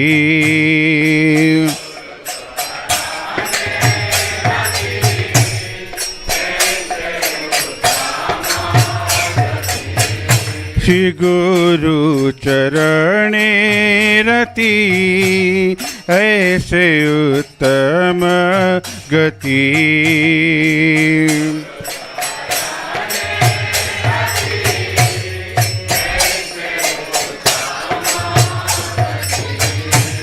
जे प्रसाद पूरे सर्व आशा.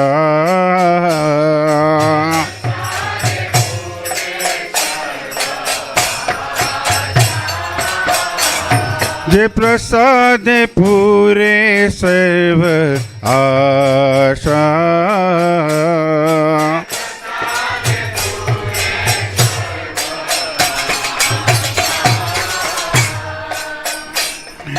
चक्षुदान दिलो देहि जन्मे जन्मे प्रभु से। चक्षुदान दिलो देहि जन्मे जन्मे प्रभु से।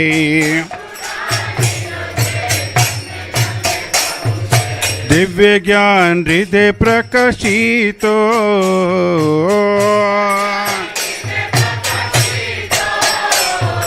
दिव्य ज्ञान हृदय प्रकाशितो।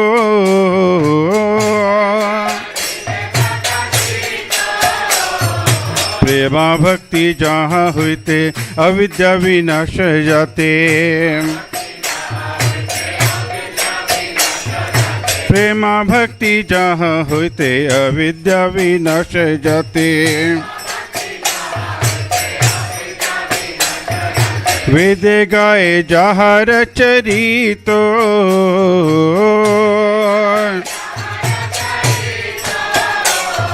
वेद गाए जहाँ चरितो।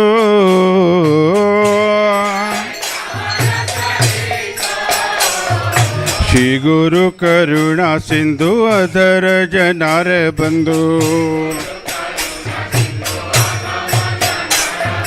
श्री गुरु करुणा सिंधु अधम जनार बंधु।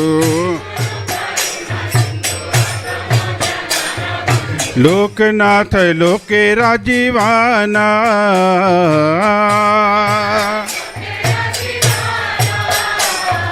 लोकनाथ लोके राजीवाना।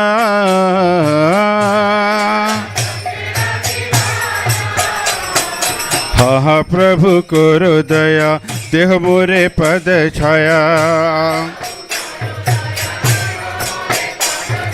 हा प्रभु करो दया देह मोरे पद छाया। ए बेजस घुसुक त्रिभुवना।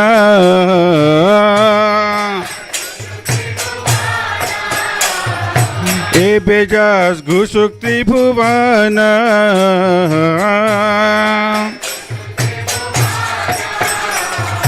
हा प्रभु करो दया देह मोरे पद छाया। हा प्रभु करो दया देह मोरे पद छाया। ए बेचास घुसुक त्रिभुवन।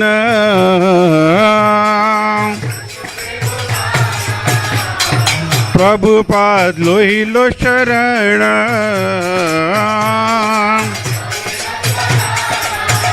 शीला प्रभुपाद लीलो शरण।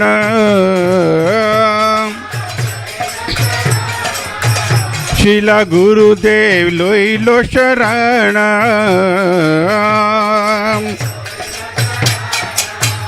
जय गुरुदेवा जय गुरुदेवा जय गुरुदेवा जय गुरुदेवा।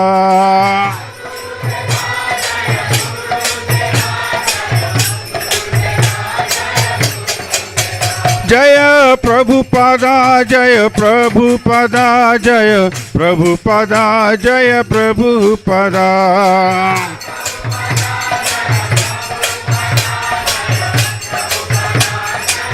जय जय प्रभुपाद प्रभुपाद प्रभुपाद जय जय प्रभुपाद।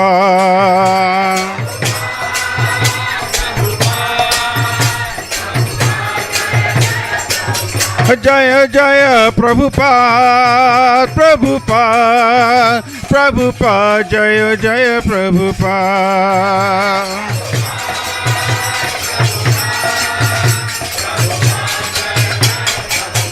जय जय गुरुदेव गुरुदेव गुरुदेव जय जय गुरुदेव।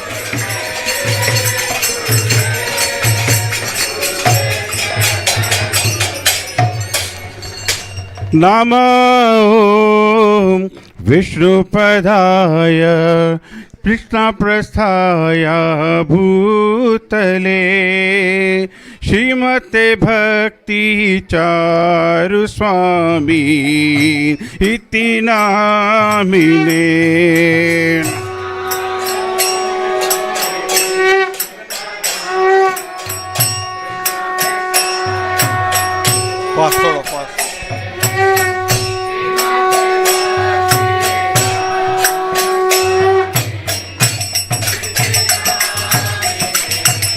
नमो विष्णुपदाय कृष्णप्रस्थाय भूतले श्रीमते भक्ति चारु स्वामी इति नामिने।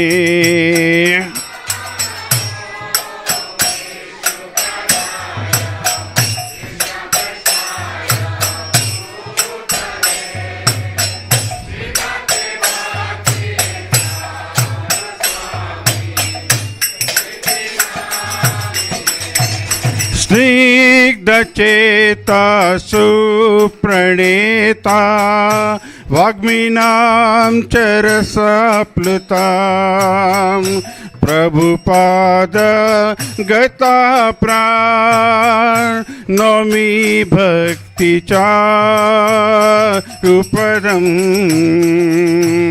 स्निग्धचेता सुप्रणेता वाग्मीनां चरसप्लुता प्रभुपाद गता प्राण त्वमि।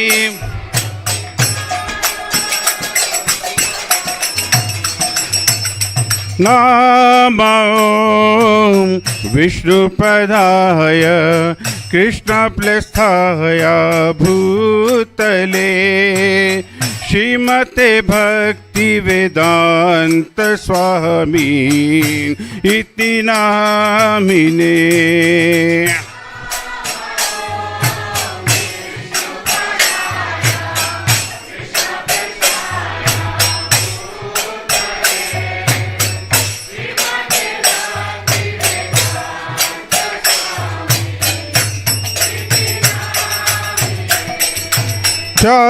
नमस्ते सरस्वती देवे गौरवाणी प्रचारिणे निर्विशेष शून्यवादी पाश्चात्यादेशतारिणे।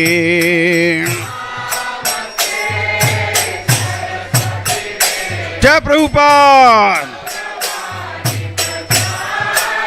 जय गुरुदेव।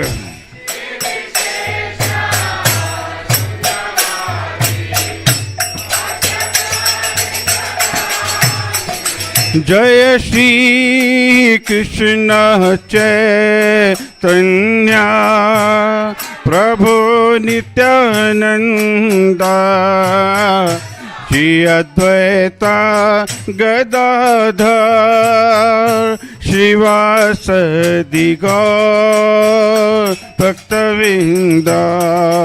जय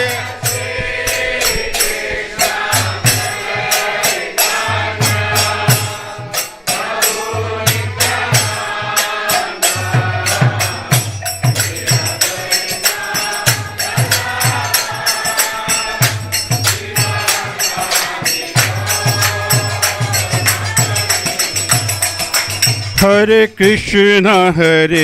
Krishna Krishna Krishna Hare Hare Hare Ram Ram Ram Hare Hare.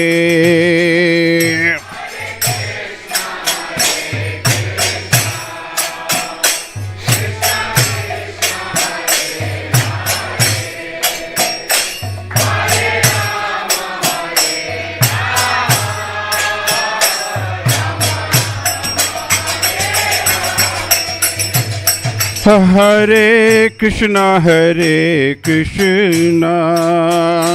Krishna Krishna Hare Hare, Hare Rama Rama Rama Hare Hare.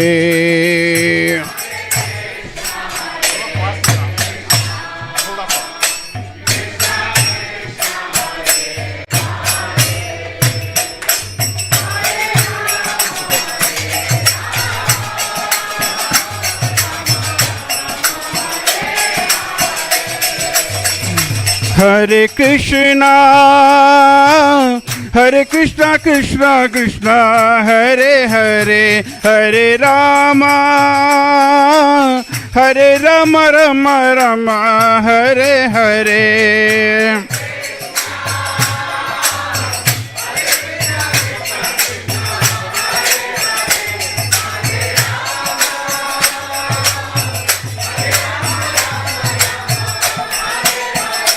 Hare Krishna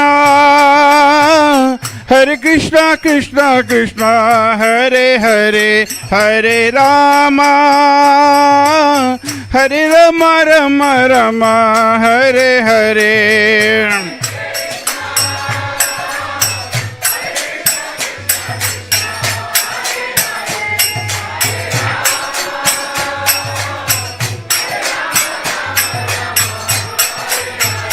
Hare Krishna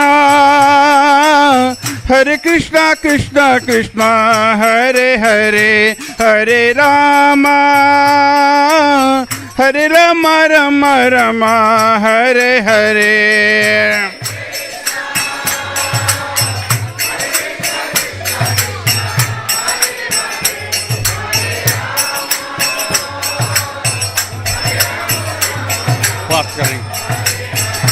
Hare Krishna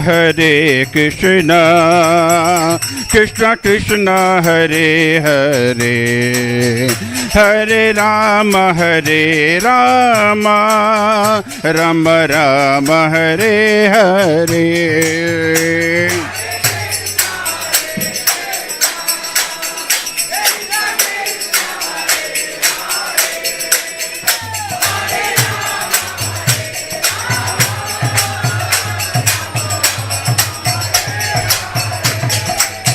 Hare Krishna Krishna Krishna Hare Hare, Hare Rama Rama Rama Hare Hare.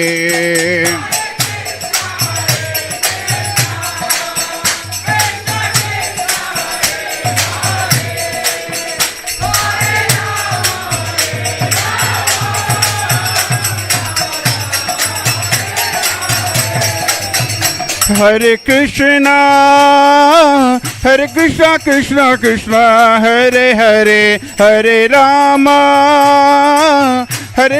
Rama Rama Hare Hare.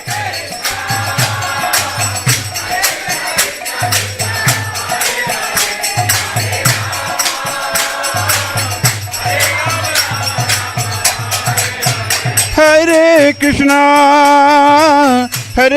Krishna Krishna Hare Hare, Hare Rama Rama Rama Hare Hare.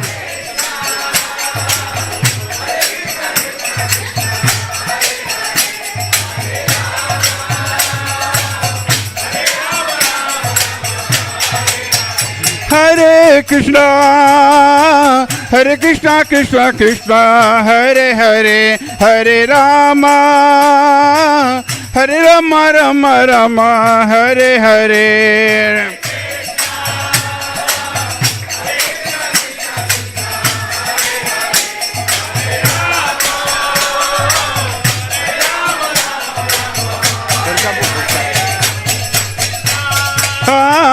Hare Krishna Krishna Hare Hare, Hare Rama Rama Rama Hare Hare.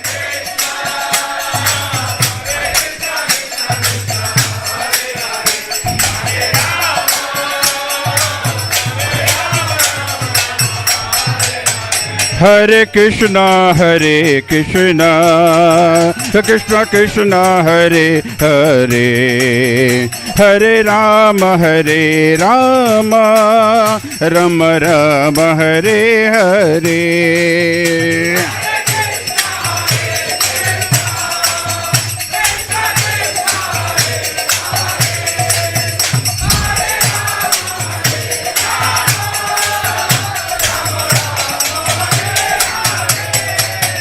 Hare Krishna, Krishna Krishna, Hare Hare, Hare Rama, Rama Rama, Hare Hare.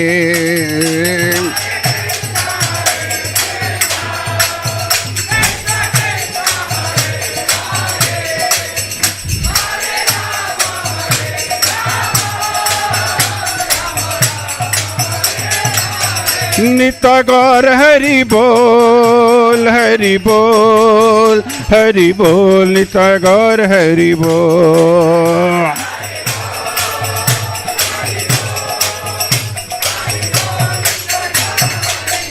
निता गौर हरि बोल, हरि बोल, हरि बोल, निता गौर हरि बोल।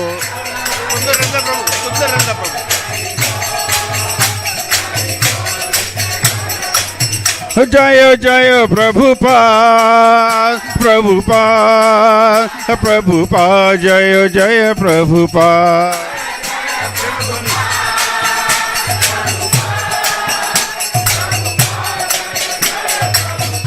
जय जय प्रभुपाद, प्रभुपाद, प्रभुपाद, जय जय Prabhupada.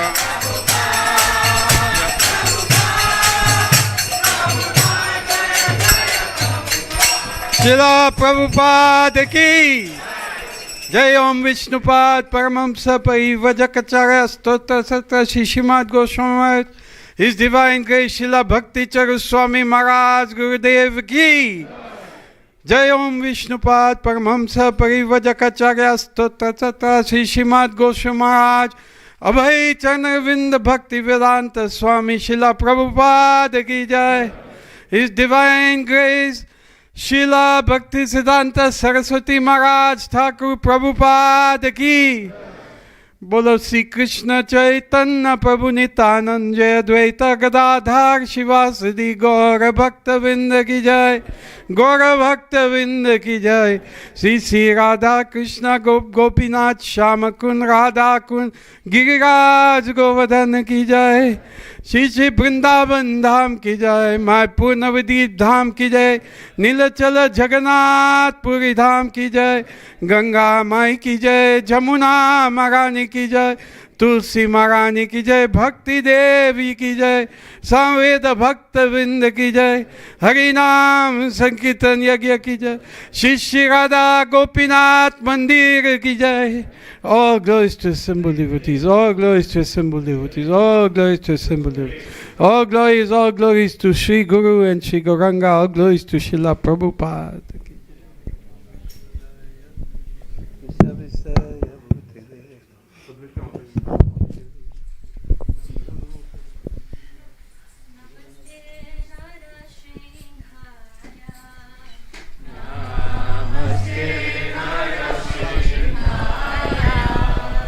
Namaste Narashinghaya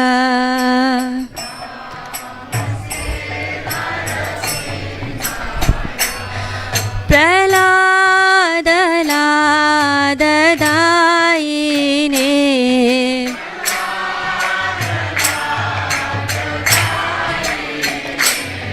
Praladadayine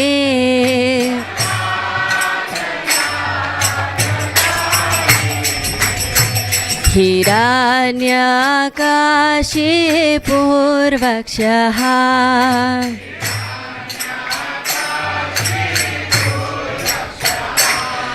Hiranyakashipurvakshaha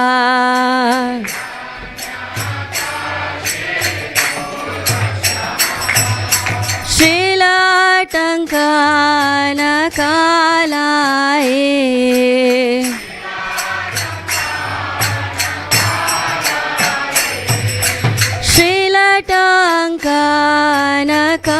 श्रीलटङ्कानकालाये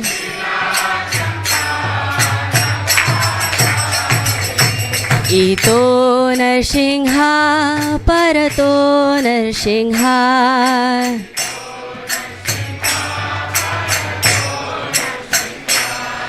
इतो नरसिंह परतो नरसिंह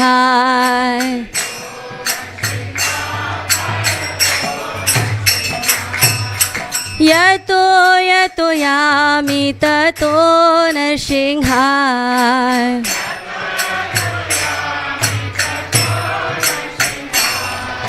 यतो यतो यामि ततो नरसिंह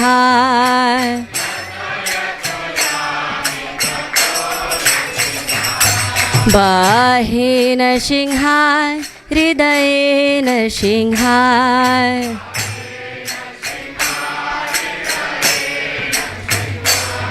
बाहे नरसिंह हृदये नरसिंह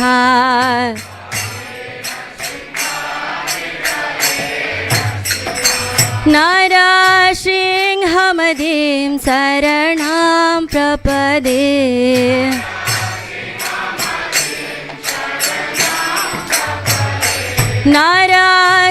नरसिंहमदिं शरणं प्रपदे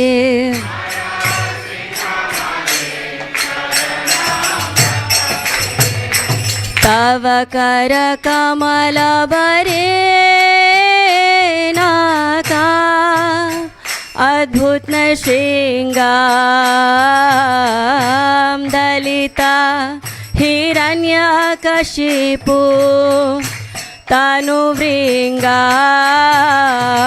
केशवधृता नरहरिरूपा जय जगदीश हरे जय जगदीश हरे जय जगदीश हरे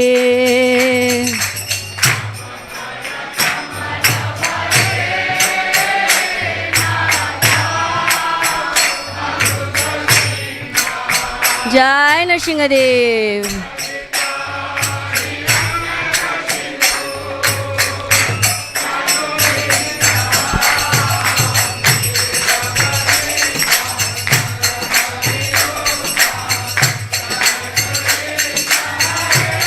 जय जगदीश हरे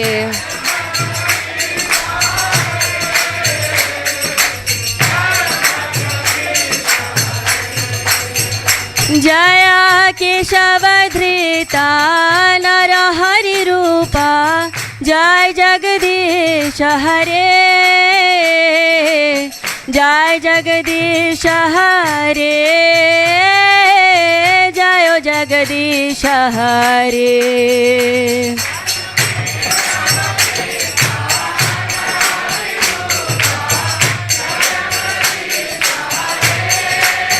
जय जगदीश हरे जय जगदीश हरे जय जगदीश जय जगदीश जय जगदीश हरे जय जगदीश जय जगदीश जय जगदीश जय जगदीश जय जगदीश हरे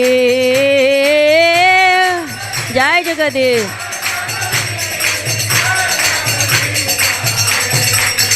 जय नरसिंहदेव जय नरसिंहदेव नरसिंहदेव जय Narasimhadeva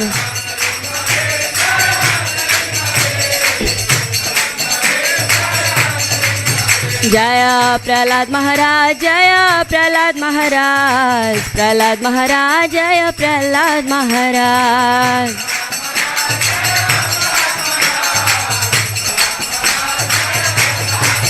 Jaya Prabhupada, Srila Prabhupada, Prabhupada, Jaya Prabhupada. Jai Jai Srila Prabhupada. Jaya Gurudeva, Jaya Gurudeva, Gurudeva, Jaya Gurudeva.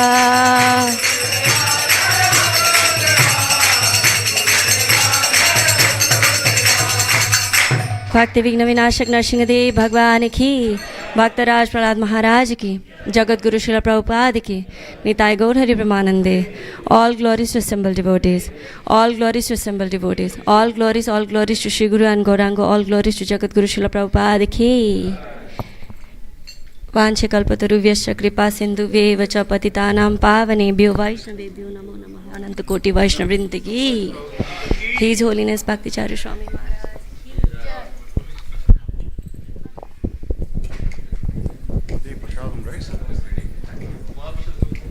Hare Krishna, the prasadam is ready.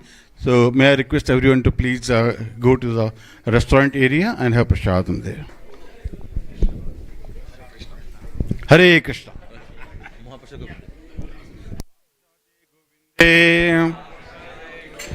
Namo Brahmani Vaishnave Salpa Punyavatam Rajan Vishwaso Naiva Jayate Sharira Avidyaja Jodendriya Hato Ekal Jive Phale Vishesagare Tare Madhya Jibahati Lobho Maya Sudurmati Taki Jata Kadana Samsare Krishna Bada Doyamay Kori Bore Jibajay Saprasad Aniridhar Bhai Senamrita Pao Radha Krishna Gunagao Peveda Ko Chaitanya Nitai Jai Nibai Jai Nitai Jai Nitai Jai Nibai Jai Shri Krishna Chaitanya Prabhu Nityananda Shri Advaita Gadadhara Shivas Adi Gaura Bhakta Vinda Hare Krishna Krishna Krishna Hare Hare Hare Rama Rama Rama Hare Hare. His Holiness Bhakti Charu Swami Maharaj Tirobhava Mahotsav ki jai.